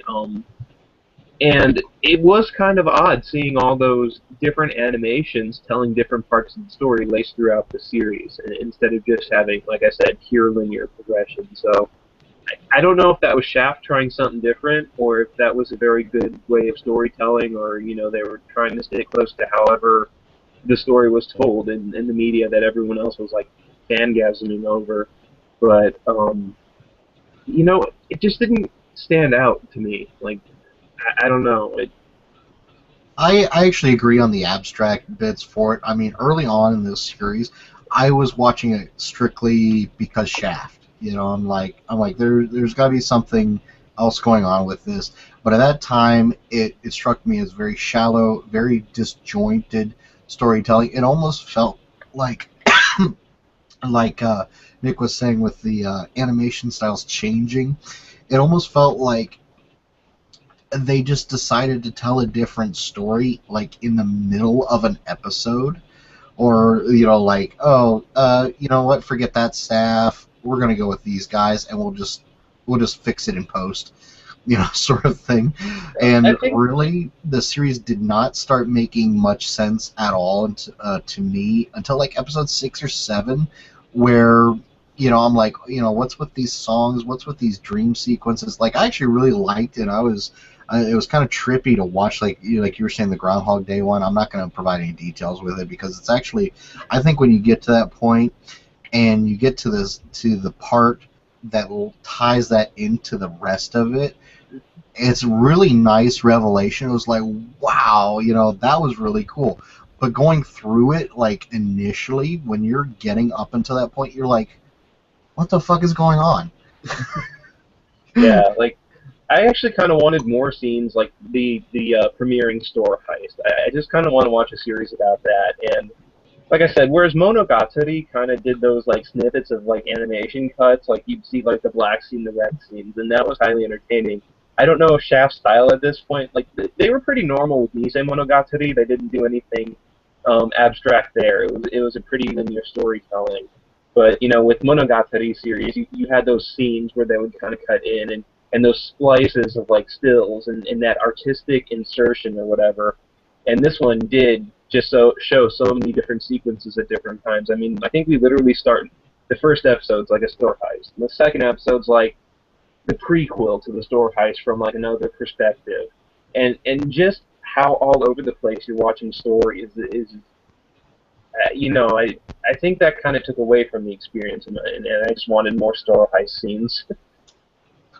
Yeah, it really did detract from it, because I think I said this already, but about halfway, episode 4 or 5, I was ready to just drop this series on principle, just Yeah. because I'm like, this is really not taking me anywhere that I haven't already been. The art style is prevalent, and there's more cohesive story in other Shaft series. So, I was like, other than some pretty graphics, it's pretty smooth voice acting, which you can tell they're kind of using a lot of the same staff over again with it. But like I said, it's like I really didn't have strong reasoning to stick with this series until I was over halfway through it. It just, up until that point, it was just like, where is this taking me? It doesn't feel unfamiliar, it doesn't feel special.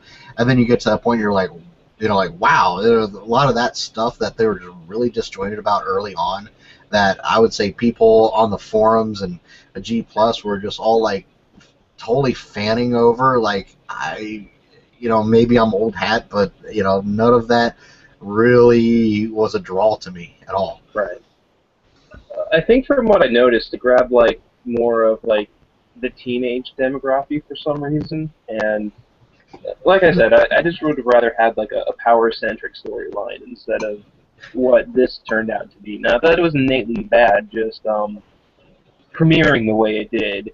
I wish it stuck with that over their disjointed storytelling. Is all I'm gonna say. Yeah, Like could we it could didn't we make have the just series had something with? bad, but like it was still gonna be what it was gonna be, I guess. But like I just wish that like that premiering episode kind of I guess was a little I feel like a little tricked as to what like I to expect from the rest of the series because I based my premonitions off strongly the first few episodes, and like I said, the way that that premiered just kind of it didn't let you figure out the rest of the story, and the entire story was vastly different to the premiering couple episodes. So Yeah, if they just that kind of kind of made stuck to a Shintaro and NA point of view, I yeah. think this story could have been a lot more cohesive and Yeah, like all that that's much the thing. cooler. We don't have like a main protagonist of the series. It's constantly jumping perspective, so you get everybody's story instead of just following one person in particular. So there is like no true main character to the series, and maybe that's kind of what's drawing me away from it, and maybe enticing everybody else. I don't know, but I kind of like my main protagonist. I guess I couldn't tell you. So real quick, the anime it's kind of based off its Kagero Days. So there's a manga out there that I've read quite a bit of. So when I heard about this, I kind of knew what was going on, what was at least the starting of it. But all the hype and everything, people making fun of, oh, it's Miku, stuff like that, or Miku ripoff and things like that. I honestly didn't really feel too much for this show, and I was kind of just going to say, who cares about it? And then for some reason, I guess just on an off chance, I decided to pick it up, and it it was entertaining. I wouldn't say it was the best thing out there, but it, I was able to watch it to the end, and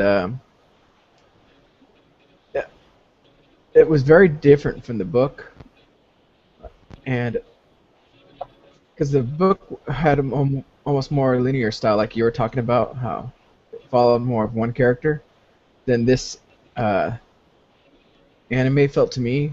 The anime, like you said, felt it jumped all over the place, and it almost seemed like it was trying to deliberately throw you off. Like who could be the enemy, who's really do you want to trust, and stuff like that. And it was just really strange how they did it. So I decided to watch it all. So if I ever did go back to the book, I can compare the two and see how really different they are.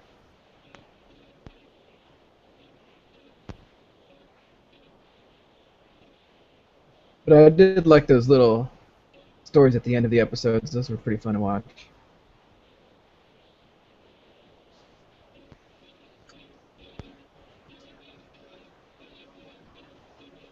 Do you guys have anything else to add, or? I think we pretty Uh, much settled it. It's disjointed. It's cool. It's classic Shaft animation. If you have longer than a 10-second attention span, you're probably not going to like it until halfway through. um, Other than that, I could actually kind of feel it pandering to a teenager group on the expectation that they're not going to be paying attention that much. just put in some eye candy. They'll love them some eye candy. Yeah, exactly. Which it happened. I mean, there was posts all over like G Plus for it. They're like, "Oh my god, this is so great!" And it's like, what? Yeah, like like all I gotta say is I really wish I had a series that played exactly like the first episode or two, and I would have been more enticed by that aspect. Like, because I actually thought I was gonna really like the series very early off because I based my entire premonition off those episodes, like I do for most anime, and yeah, I just kind of feel a little deceived. All right, so let's go ahead and move on to our next title, which Coffin Lolly. Yeah, the Coffin Princess. Chica, right? Or Chaika. Taika. Chaika. Chicon or Chicon. Taika. Kitsugi no Chaika.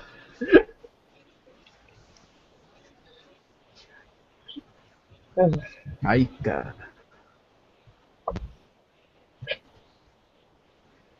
This is another one with the manga out there already, right? Yeah. Because I remember reading part of the manga before this title came out.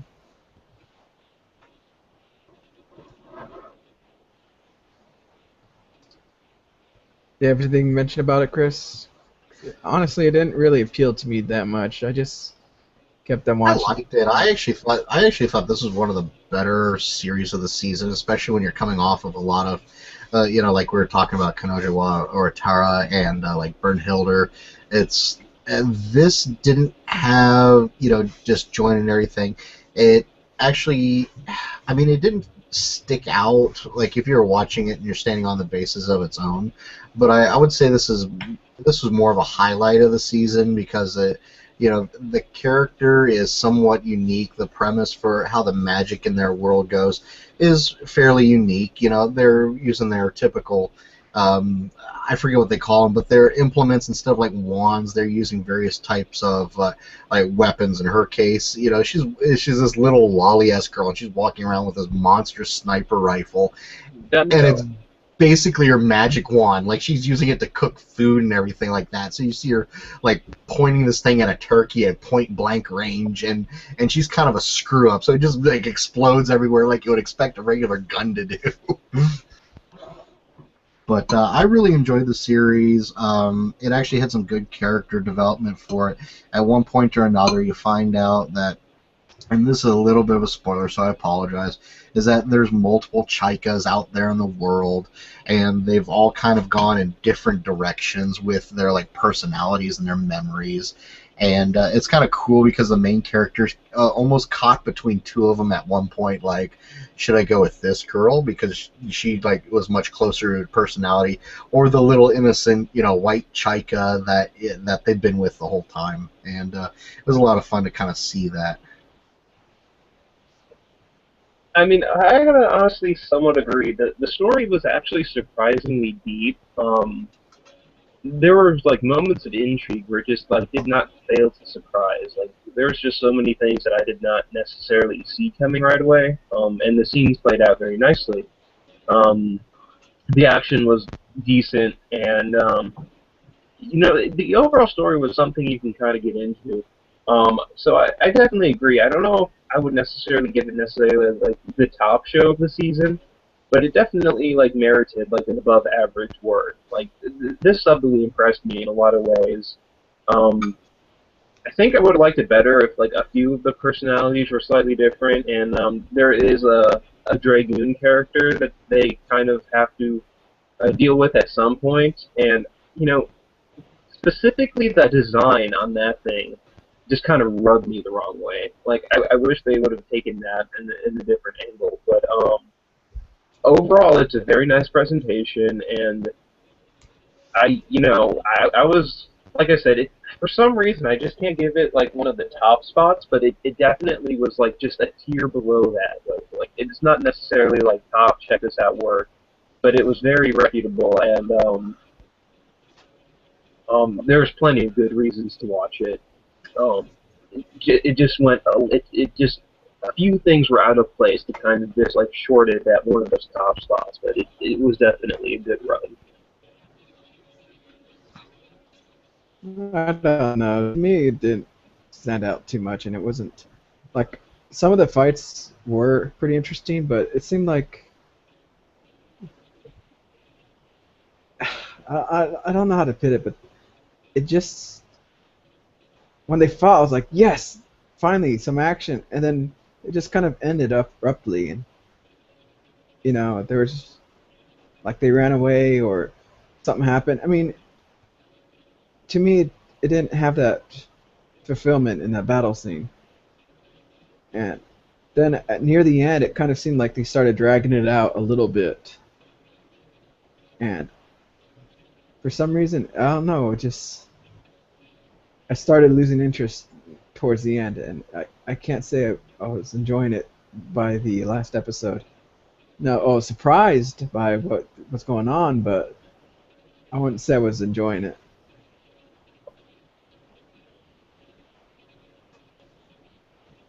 It's probably one of those things where, like I was saying before, is on its own it probably would have been almost forgettable. But we're putting it up with this spring season where we had like a lot of weird things that were tying into each other where we could watch it and enjoy it. But then coming afterwards, we kind of felt lost for a lot of that stuff. So at least as far as like Nick and I are concerned, we're like, this is definitely one up on most of the stuff this season, where a lot of this stuff isn't that bad per se or anything like that, but it's given a choice between what's going on with the rest of the season or other stuff. We're kind of like, yeah, this is pretty cool. This has got two lolly characters in it, so if you're you got Chaika and you got Frederica, which I won't give too much away with her, but she's cool because she's a very combative, Sundere in a way character, and in a way you kind of wonder if her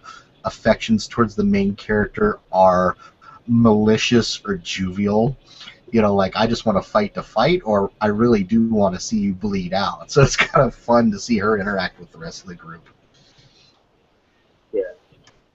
Yeah, especially like the finale episode of this thing, like the episodes leading up to that, just looked like this turn of just like utter kind of obscure darkness that it really kind of contrasted a lot of the predecessing story. But like I said, this is a very worthwhile show.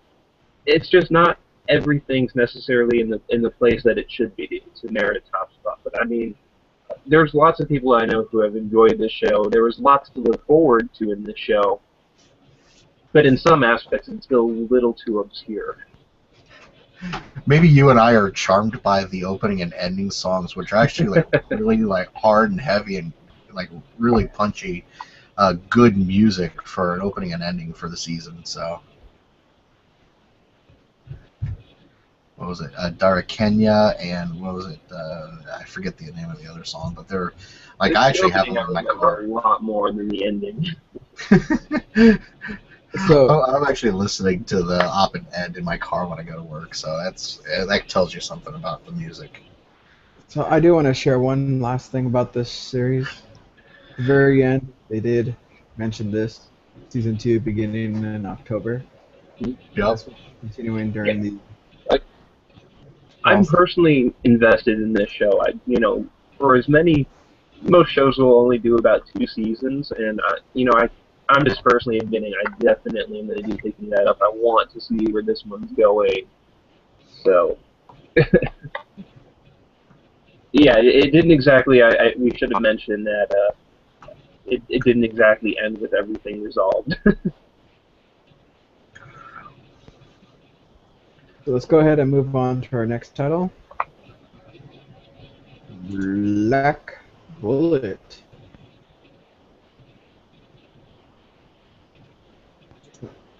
I've seen almost all of it. I just missed in the last episode. I don't know if I'll ever get to it, but that's kind of where I'm at with it. I really like this series. This one is, I think, got compared a lot to Brunhilde in the Darkness, just because it was a very frank, dark, kind of the tonal of the series. Except the nice thing of this one is, even when they lightened it up a bit, they didn't really dispose of what they had already built with it. So it took itself a little bit more seriously. You actually get some genuine character development out of it. There's some brutal bits into it that were very matter of fact. Like, you can tell in this world, the basic premise is these children or whatever have these powers, and they have and I guess they're the only thing that can fight off these big, like, kaiju type monsters off of the scene. Hey. So, hey, whoa. It's a little backwards. The premise of the show is there has been this entity, this enemy that has shown up that they refer to as like the Gasperia, which usually look like giant insectoid beasts, and if they attack a person, they almost infect them like a zombie, turning them into another giant insectoid monster that, like, literally one will like mutate right out of a human body, and it's a virus that's causing it, and the virus has infected children in the womb who are being born, and anyone infected, before they were actually born with the virus, pretty much is purely born female, and they have augmented physical abilities, but run the risk of the virus activating too much and eventually down the road turning into one of the supposed monsters anyway. They have to worry about like a virus corrosion rate, and is essentially the story. So they're met with a ton of resentment from normal society because normal society kind of views them like a ticking time bomb. Like, sure, did they help us fight other things super infected with the virus, but how much better are they themselves? They are infected. I mean, it's like if you had like a realm of like where zombieism is a thing, we fight pre-zombies with normal zombies, and it's hard to see that because they look like little girls who are just heavily, um, just have so much societal backlash. They're Yeah, just they. so, yeah, like, I was oh, explaining it backwards, but that's because I was going the route with explaining like the brutality towards these children is yeah. they are basically in this society. It's a matter of fact thing to just basically treat them as subhuman. I mean, there's actually one particularly brutal scene, and I'm not going to go into all the details necessarily, but they find out she's one of the children, and they're essentially arresting her because in order to get by, she has to be like a pickpocket or whatever. And the police are like, okay, yeah, we'll catch her, we'll haul her off, and instead of going to the police station, they just take her to some like abandoned factory and just basically shoot her. And I mean, that was like considered the norm. I mean, they weren't even necessarily disgusting. They were just like, okay, let's just get rid of the problem and save us the paperwork. I mean, that's how matter of fact it was treated as doing that sort of brutal thing to this little girl, and the main character really despises that. Yeah, the discrimination seen against them is like kind of one of the plot points in the series. But I gotta say, in comparison to something like Chaika, this series just kind of suffered from like it's somewhere caught between like mediocrity and a decent work. I can't necessarily get into the giant like insectoid attacking monsters. They almost like intrigue me none. I don't necessarily like how like omnipotent this virus is, but most of the show is Moe battle lollies. Like that's all it is. Is you partner up with this cute little powerhouse of a thing. You're raided by society. You try to defend humans who discriminate against you, and there's just so much internal conflict with it where it's entertaining to watch, but aside from the Moe battle lollies, there's like nothing particularly special about the series. It kind of goes through decent action. The story is vastly kind of forced. The story isn't like, this highly rewarding. That gave me a benefit. Like that expanded my horizon. Like it didn't really explore anything. Um, it didn't break any ground in the animation realm. So the only charm point to me that this series had was the Moe battle lollies. Like I could almost see like one of those like cell phone based like card collecting game things set up around this, and that frontier would actually kind of like help this series out more than the animation would. The action was good, the character design was decent, but the storyboarding and just the whole society that was established just wasn't the most enticing. So, Yeah, they um, kind of they kind of politicize it too much. I mean, there's this one like antagonist character that you feel like he is going to be the ultimate boss battle, and I think it's like episode 2 or 3. They wind up like fighting him and winning, and it's like that was it. Like that guy was completely badass and like killing out like other battle lolly pairs or whatever you want to call them, and so you think this guy? I mean, they even reveal, I think it's like episode 2, that he is very, very similar to the main character. So you think like he's gonna escape or something like that, and he's gonna come back in like episode 9 and just like be on the verge of wiping them all out. No, he's pretty much done by episode 4, I think, at the latest, and it's just like he was the ultimate boss character that they usually set the main character up with, and he just he doesn't inspire past that point. I It's mean, like, he was more like the antagonist of the character, where they had a similar background. There was like basically a human instrumentation project put in place at some point before they turned the battle, or I think before the battle lilies came around, or before it was like been established as like an accepted thing to pair them. And they use named it that. desperately close to the human instrumentality But project. where our main character wants to change society and in the meantime uphold justice and what he believes right, he won't discriminate. He just tries to make things fair. The antagonist, that boss character, has given up on society and just wants to obliterate them and let the monsters and the children who are discriminated against roam free, so to speak. Like, he wants to make society as dictated by them. He believes the human race has evolved with the virus and it should not be held back by weak society any longer. So sometimes he uses the insectoid virus monsters to his advantage. And, he doesn't innately control them or anything, but he has no sympathy for human. He doesn't want to defend the human race. He kind of wants to see them burn. So he conflicts with the main character and tries to get him on his side, and some things like that happen. But we do have like one of those male protagonist characters who is like so obsessed with like justice, and this slow harem can potentially form around him. Like, we have two romantic interests. Like, all the battle lollies love him because they don't discriminate. He doesn't discriminate against them. He treats them with kindness. So all these kids are grafting their affection onto him. It's almost a total harem show to some extent. So Lolly Harem. This should be an awesome show. You're right. But it's a little too obscure in my opinion to necessarily be a recommendation. There's a bit of entertainment value to be had with it, but it's hard to recommend to a lot of non-mainstream watchers. I mean, if you like Moe Battle Lollies, watch the show. If you don't, there's not much here for you.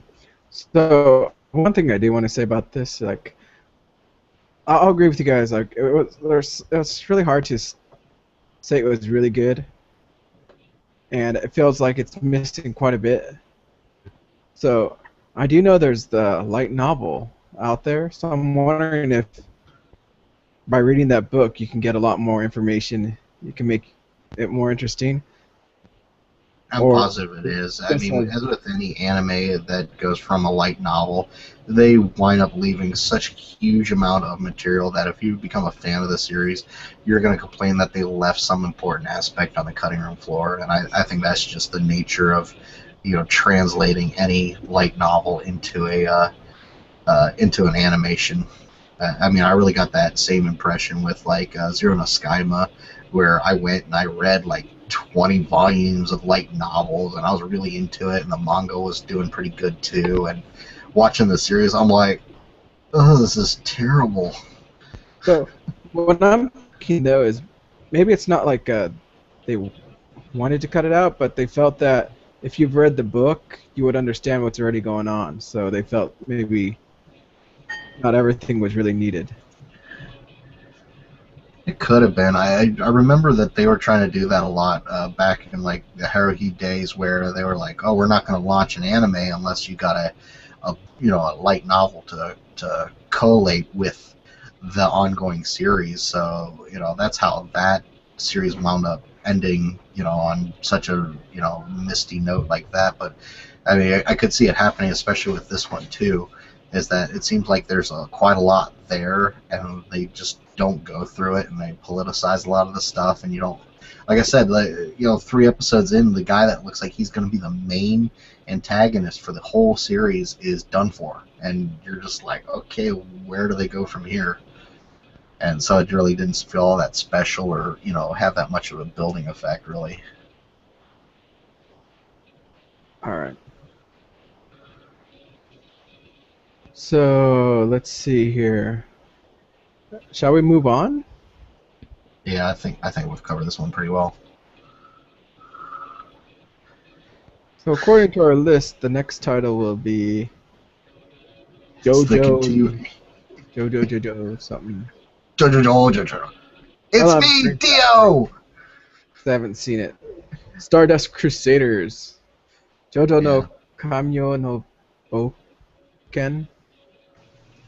Yeah, it's the continuation of JoJo's Bizarre Adventure. I haven't seen any of it except like little screen caps here and there. And the best running joke I can think of is, I guess Dio shows up as a surprise in this series. And so they started using that as a meme for pretty much like a bunch of other series where they're like, you thought it was so-and-so, but it's me, Dio! And so he's like the big bad guy for that. But other than that, I haven't seen Stardust Crusaders at all. It's probably very watchable if you've seen the original Bizarre Adventure. Is Albert around? I think he's the only one who's Yep. seen it. So, yeah, I've been watching it. It's, I think in the previews we said that it was manly men doing manly things, and pretty much it holds true. It's very much is straightforward adaptation of the manga, and there were scenes where I was like, I don't remember this, and I went back and looked at the manga, and it's exactly the way it is. So, very straightforward. If you like shonen action shows, like I don't know, Naruto, Bleach, going older, Yu Yu Hakusho, Dragon Ball, this is right up your alley. It's a great shonen show, fighting show, and yeah, I would recommend it for those people interested in that genre. The animation is quite well done. It's very stylistic, and overall, I'm enjoying it. But it's not like revolutionary. It's not. You know what you're getting into when you start watching the show. So that's about it. Didn't No Game No Life make a kind of reference to it, in animation-wise, in one scene? Yeah, No Game No Life actually made a lot of references to other anime. So I think there was a cut or a still shot where some of the posing mimicked the JoJo style, and with some background sound effects written in. Actually, what really got me, like, I haven't watched Stardust Crusaders, but I watched the original JoJo's Bizarre Adventure, and the reason why I even started watching it in the first place, because I saw the animation style as kind of like a trite, very super shonen-y, series, and I had already watched, like, all the Dragon Ball and stuff like that, so I was, not particularly interested in it. But a few seasons ago, there was OreAni, and the two main characters in that series did not like each other, but they feigned a relationship, and they would always go back and reference JoJo's Bizarre Adventure. So I got curious about the series. Like, they're talking about these little inane scenes that they're like, well, remember when this thing with the puddle and everything? I'm like, so I actually went back and I watched that show, and it was exactly how they were talking about it in that series. So I think if nothing else, JoJo Bizarre Adventure, maybe even Stardust Crusaders, is cool to watch for tie-ins in other series to that. So I think it's a lot of fun to have that knowledge. But I believe you also said in a preview, like, this is the second season, right? Or Third arc from Third the arc? manga. Yeah. Yeah. and you can just continue off of here and not have to have the first season? Yeah, it's kind of self-explained in the first couple of episodes what's going on, the background story. So, if you want to watch it from the first season, I think the first season was, 13 episodes? The second season was also 13 episodes. This is going to be much longer, obviously, but, it doesn't hurt to go and see if you like it. The types of action changes from the first two seasons, which is very physical, to kind of metaphysical in the third season, this Stardust Crusaders arc, because they're using embodiment of their fighting spirit called stands. So they're not physically, knocking each other out like boxing or wrestling or karate or whatever, but their spirit manifests itself as some sort of humanoid-esque shape, and those things fight each other. So there's that difference. All right, so anyone want to add anything else to JoJo's? I haven't seen Stardust Crusaders, but I would recommend that everyone watches a little bit of JoJo's in whatever form, in whatever series, just so you know. Just so you know what JoJo's is, just so you can recognize what the aesthetics are. It is like shonen action tropes cranked to 11. Out of 10. And like masculinity cranked to 11. It's even more absurd than like Gurren Lagann or Kill la Kill. And from a manga that started in like the late 70s or early 80s or something. Yeah, it truly is bizarre. Everyone should see it, just a little bit of JoJo's at least. Yeah, I mean, it's popular. It's got, I don't know, 7 or 8 arcs now, and it spans, many media. The manga itself has been, I don't even know, I think there are 111 volumes.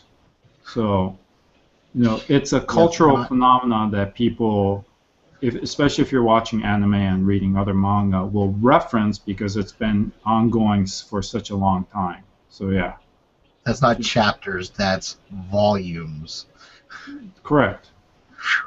I've seen a lot of reading. I've seen some of the like early 90s OVA series of JoJo's that also, it covers the Stardust Crusaders arc. It's about that. And it was pretty mellow. It was kind of a subdued adaptation.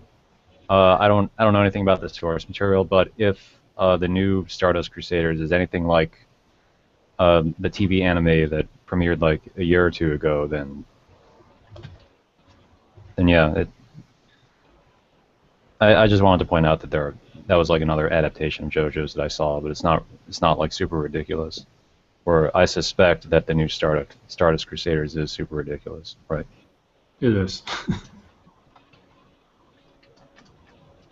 All right, let's go ahead and move on to the next title here,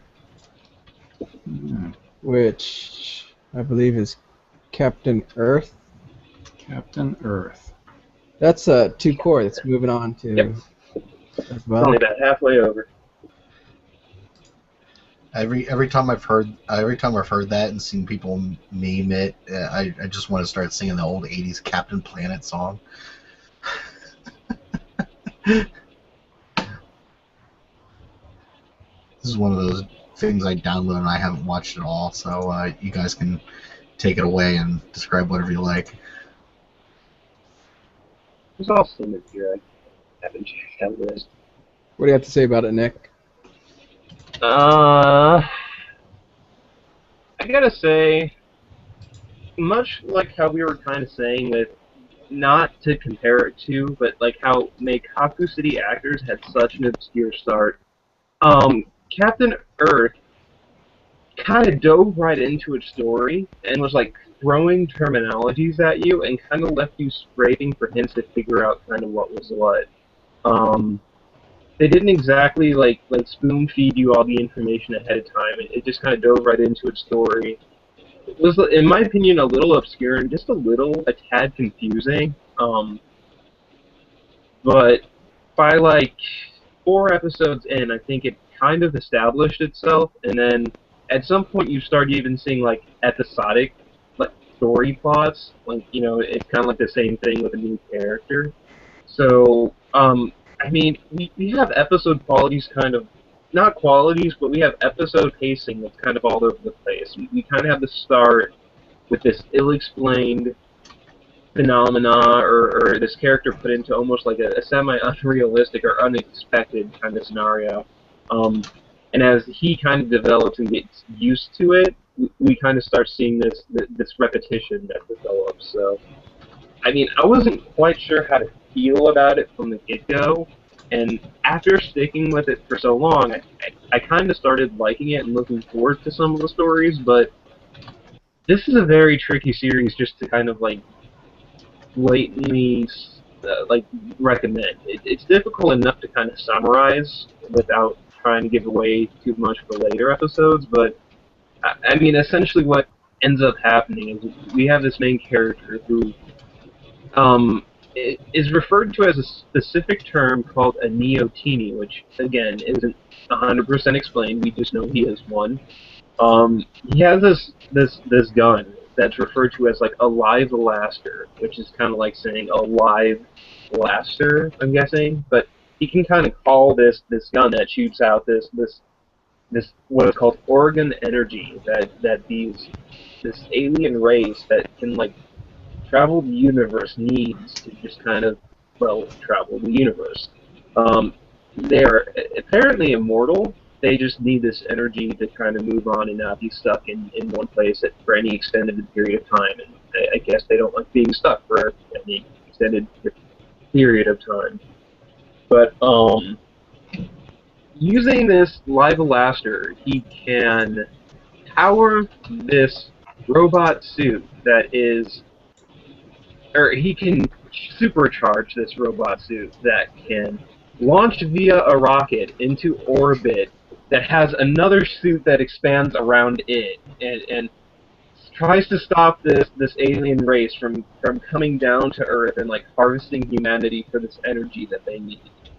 Is the best way I can summarize it. The series will make a lot more sense to you if you know that going into it, but it's just a little out there. As obscure as it sounds, I actually do kind of like some of the characters in it.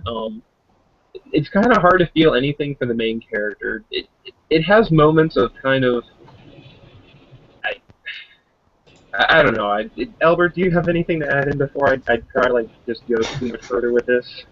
Yeah, the plot is really hard to summarize. I agree, but I guess what you can say is that it is definitely in the vein of super robot genre.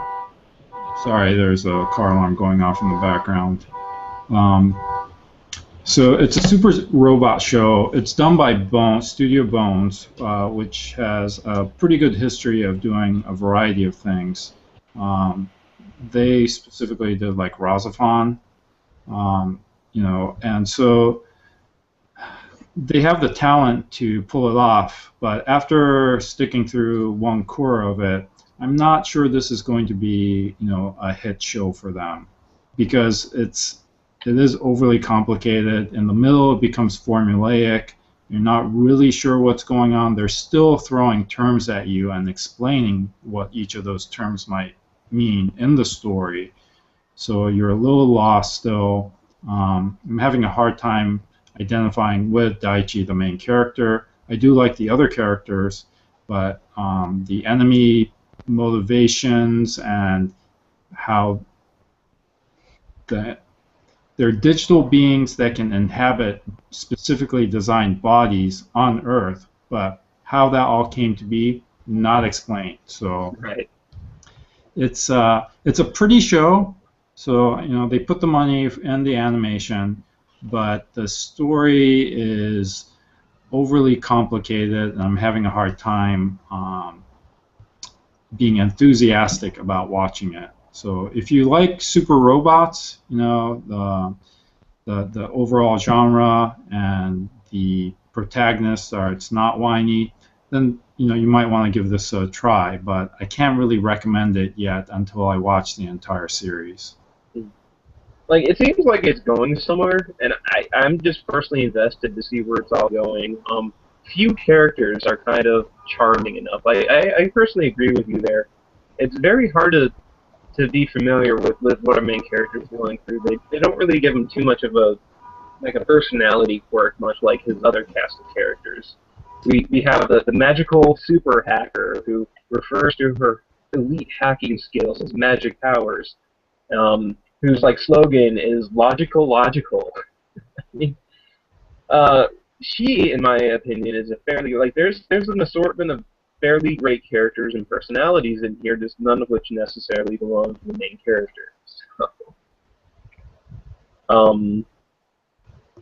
I'm really enthusiastic to see where it's going, but I completely agree. It's hard to even call at this point if it's going to merit like any recommendation of any sort. It could just like plunge off into the monotony it's been staying around with, and it's like, yeah, it was a show, or it could do something great that just makes me go, yeah, it was a great show, but I'm not feeling that that's coming at any time at this point.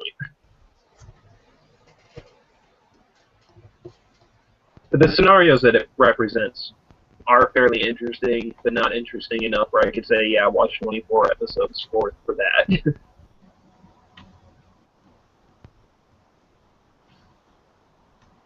All right. So pretty much, I would say we're done. Unless you guys wanted to talk about any other quick titles real quick. We're kind of past the 2-hour mark here.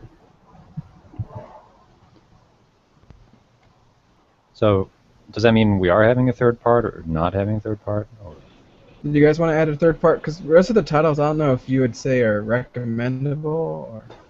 I liked Akuma no Riddle. I mean, that's something that actually ended this season. That's not a continuing thing. Like, I think the next one on our list is Mahoka, which is the irregular Magic High School. That's still ongoing. Good. Yeah, that one's actually pretty cool. That one's a worthwhile conversation. That'll probably take us out for another 10 minutes. Akuma no Riddle, we could probably wrap up really quick. It looks like just me and Nick seen it. None of us has really been watching much of the other stuff except like Dami Dollar. I did watch Dai Shogun, which I could sum that up as in that was another Me Too like Nobunaga like period series that they threw mecha into. The animation was horrible. It's pretty ecchi, so it's kind of fun to watch it for that aspect. But other than that, don't even bother. But yeah, there's a whole bunch of other stuff we could actually discuss here. Yeah, like I can quickly surmise like a lot of this stuff. We don't have to spend too long talking about it. The Daime Dollar is one that needs to be talked about. It would be unforgivable if this anime group did not talk about it. I don't even know how you could recommend skipping by that, Jim. So maybe next week we can have a special session with just you two, since you two have seen only the other thing. Well, I don't know. We don't usually get Chris on board a lot, so maybe it's just best to get it out of the way right now. You know, I can surmise it as it's the guilty pleasure of the season, especially if you watch the. No, it's not a guilty pleasure. It is this guy's greatness. This guy's greatness. Okay, so I'm just gonna go ahead with this. We're doing that right now. Cue the start. Nick, go. So Daime Dollar is a series that you do not want feminists to get a hold of because they are just going to show how misogynistic like anime has become, and that's what Daime Dollar is. It's pretty much a guilty pleasure in which they presented this idea and just took that idea and ran with it. It premiered on ATX, and it does boast a lot of toplessness. It actually happens in the opening, which the opening was rather great, but when you have toplessness in the opening, you know what to expect from the series. So yes. It is a giant mech that gets powered off the high aero particles of the main character, or people in general. We have some humans that can emit this particle that basically is almost emitted when one is having infatuated, horny feelings. So this robot is energized off human libido. Actually, they actually do mention libido in the opening. They do. I love that opening so much. But so yeah, essentially we have this main character who, co-pilots this robot with this person from this underground society that technologically stole this robot from the invading Penguin Empire. Now these guys look like people wearing a skin suit with a giant tail in the front end. They call it their tail, but it looks like a gigantic phallic thing. And it gets referenced that way in the series. We have this character whose disposition for fighting the Penguin Empire is when they came down and were trying to negotiate and greet Earth, they emotionally scarred her father. who like can eat bananas and shit now. So she hates the penguins. And these guys, although they boast not having a like a typical libido, like their breed, I guess, or whatever, their species kind of lacks it, so they need to siphon that power off other species that humans are, for whatever reason, great. They just have this libido that like no other species they come across have. And so wanting to harvest humanity again as a point of power, um, they just basically coincide and are trying to siphon off energy, to which, for whatever reason, um, whether it was the bad negotiation or the meeting of the two races that our characters just kind of wanted, our humanity, a certain aspect of humanity wants to deal away with them. But it's actually kind of funny because when a giant robot fight happens in the city, a lot of the citizens actually kind of fear the good guys. They're like, "Oh no, run away before the good guys come and start tearing up the city." I mean, this thing is comedy to the max, eroticness to the max. It's just so funny. Like, it was actually kind of funny because as I know we already talked that there was a little bit of troll subbing here, which actually added to the humor of the Yes. series. The Tommy troll was subs especially expanded the adept. humanities, or the Yes. comedy, sorry, humanity. Um, Yep. all in all, I got to say, I really enjoyed this project. If you can look past its nature, because I know it's going to seem bad, but if you just got to know that this show is not taking itself seriously. Its premise is comedy, and it achieves it perfectly. It's really not trying to teach anything. It's just all about scenario, funny, silly eroticness. So yeah, the Yeah. penguins who lack libido are like some of the most erotic things around. They're constantly walking around with porn mags for like having no libido. So The whole front tail running gag thing is it's I cannot. You brought this up, Chris, and I give you props. I cannot wait for someone to go around a convention cosplaying that shit yes. because you know it's gonna We need happen. like 20 people doing that, like just running around like that. I But mean, only at night because it might, it might be a little bit much for the. you know, oh man, you know what we should do. I gotta go, but man, Okay, okay, not a problem, Chris. So yeah, I mean that was this show. Just really funny. One of the better erotic shows of the season. It definitely deserved its ATX showtime. And there's a lot of fun to be had with the series if you're into that kind of humor. Now, if that humor does nothing for you, then yes, absolutely avoid the series. But I just kind of wholeheartedly enjoy the absurdity of the story and just how shonen it was too. There's lots of good reason, and the art is actually particularly great. The character design, the lighting effects. When I was premiering this, I actually didn't like the design of the robot at all, and I don't know if I mentioned this last time, but it actually kind of grew on me because I was like, how does a robot show have this robot that looks like a piece of crud? Like, and that's kind of like a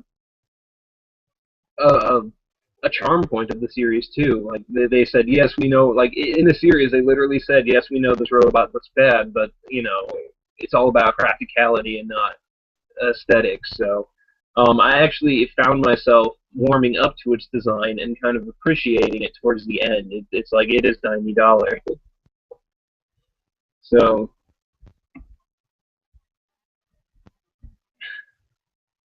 uh, tons of comedy, tons of good character design and animation, um, and an absurd plot line. It's really all you need to know. So at some point, though, I know we didn't cover this. Our main character kind of is disposed of, and we kind of in the second season, or in the not the second core, but halfway through, around like episode 6 or 7, we have a protagonist shift to this new feminine lead who isn't about eroticness. It's all about like her feelings of affection for her male partner that power her drive and her robot, which is like a revision of the original one that was lost. So um, you know, although it kind of regresses later to the original story in a great way, it was kind of interesting seeing that contrast where not every episode was about the main character, you know, powering his robot, fighting bad guys, destroying up the city. It was kind of nice to see that we had a loss of the main protagonist, and the group, the underground government group thing, or maybe, I don't know, private, not, or government no. I think it was just government funded, but it was more of a private set kind of thing. Um, he actually disdains the lovey-dovey relationship between the female protagonist and her pair. Like he appreciates their ability, but he's always like getting upset with them over their public displays of affection. And he's always calling them so damn annoying. But it was nice to see that contrast and just not have that monotony of the main character every time. I mean, this was a very overall fairly decent. I mean, I loved it. Diamond Dollar was great. It was definitely a lot of fun. I don't know if you mentioned who was doing it, but Kami was when they were doing the troll subs. This series went from hilarious to like you're falling out of your chair from like the little extra references they just put into it. I think one of the especially prevalent ones was, you know, they're fighting the Penguin Empire and they're sitting there and they're having a problem with the robot, and so they show one of the etchy tech girls are like, damn it, I shouldn't have installed Linux. And it just really, stuff like that just bumped it up a notch. Another thing that I really want to at least discuss before like we don't talk about this thing anymore is we have like this human that has a thing for the penguin people, so she kind of joins their side while being an extremely gifted person. She was particularly hilarious because she would spout off like English lines. Like as she's fighting Dimey Dollar, she would be like, Jesus, or something, or shit. And it was just hilarious to hear her like shout obscenities in like pure English and like just talking Japanese. But like whenever she was like attacked, it was funny. Like Dimey Dollar is unique to say the least. It was.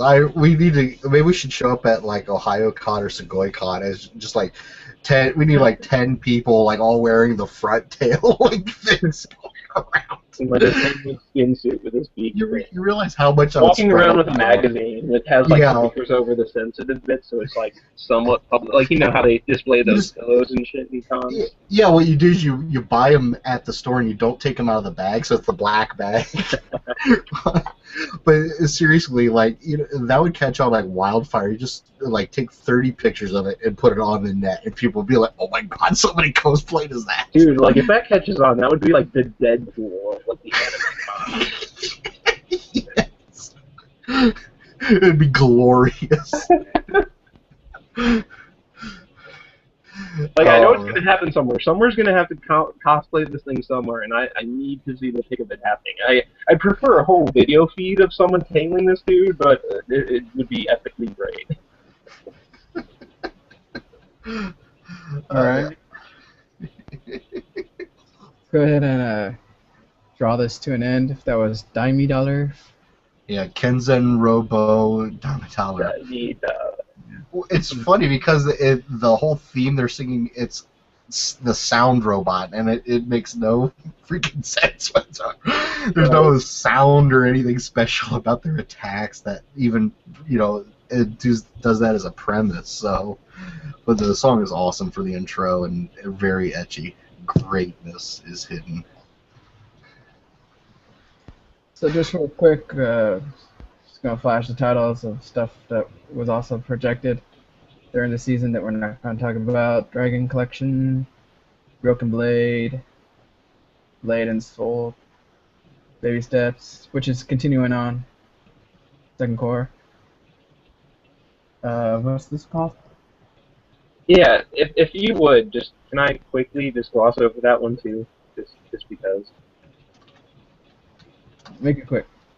So while this one was based off a PS3 game or something like that I haven't played, I just did want to comment that it had awesomely great gaming nostalgia in its premiering episodes that enticed you to watch the rest of the series, which panned off to pretty much almost a purely slice of life spin on a media such as this. I kind of wished I had more of that gaming nostalgia inserted over the bantering into a pure slice of life progression story. But I guess if you played the game, you should have had all that gaming nostalgia in that. So again, while I personally have not been used to the series, um, it was fun at the get-go, and it remained decent all the way through, but it definitely had a tonal shift, and I can see people not liking it as much due to that shift after being introduced with some of those fighting nostalgic scenes and just high amounts of reminiscing. But it was a solid project. Design was great. Just it really bantered off, and it had a tonal shift after the first few episodes. So if you do pick it up, be prepared for that. All right. We also had Akuma no Riddle, Daishogun, which I think Chris mentioned something about it, right? Yeah, I did a really, really super quick summary. Like I said, the animation is really crappy. It's fairly etchy. It's kind of a period knockoff of like all the Nobunaga series that were previous seasons. So it was like a Me Too series. It wasn't that special, but like I said, etchy. It's entertaining. I kind of dropped it initially when I noticed the characters had like flash animations. It's really, really bad. It was terrible. Etchy storyline, but terrible. There's also Hero Bank, I believe. High Q, which was the volleyball. Inugami-san to Nakayama-san. There's a short. Yeah. Good. Kagami no Asobi. Kendaichi R. The Kendachi case files. La Corda de Oro Blue Sky. Something. Love Live. Orca Battle. The Rowdy Samurai. So It or Not. So those are some other titles that were done during last season. So hopefully you guys can watch those. Let us know what you think about them. We should have watched them since we didn't get a chance to, or most of us didn't get a chance to. Go ahead and comment about that. And that should be it. Thank you guys for watching. Thank you for joining, you guys, like always. And get ready for summer season. Yay! Nice.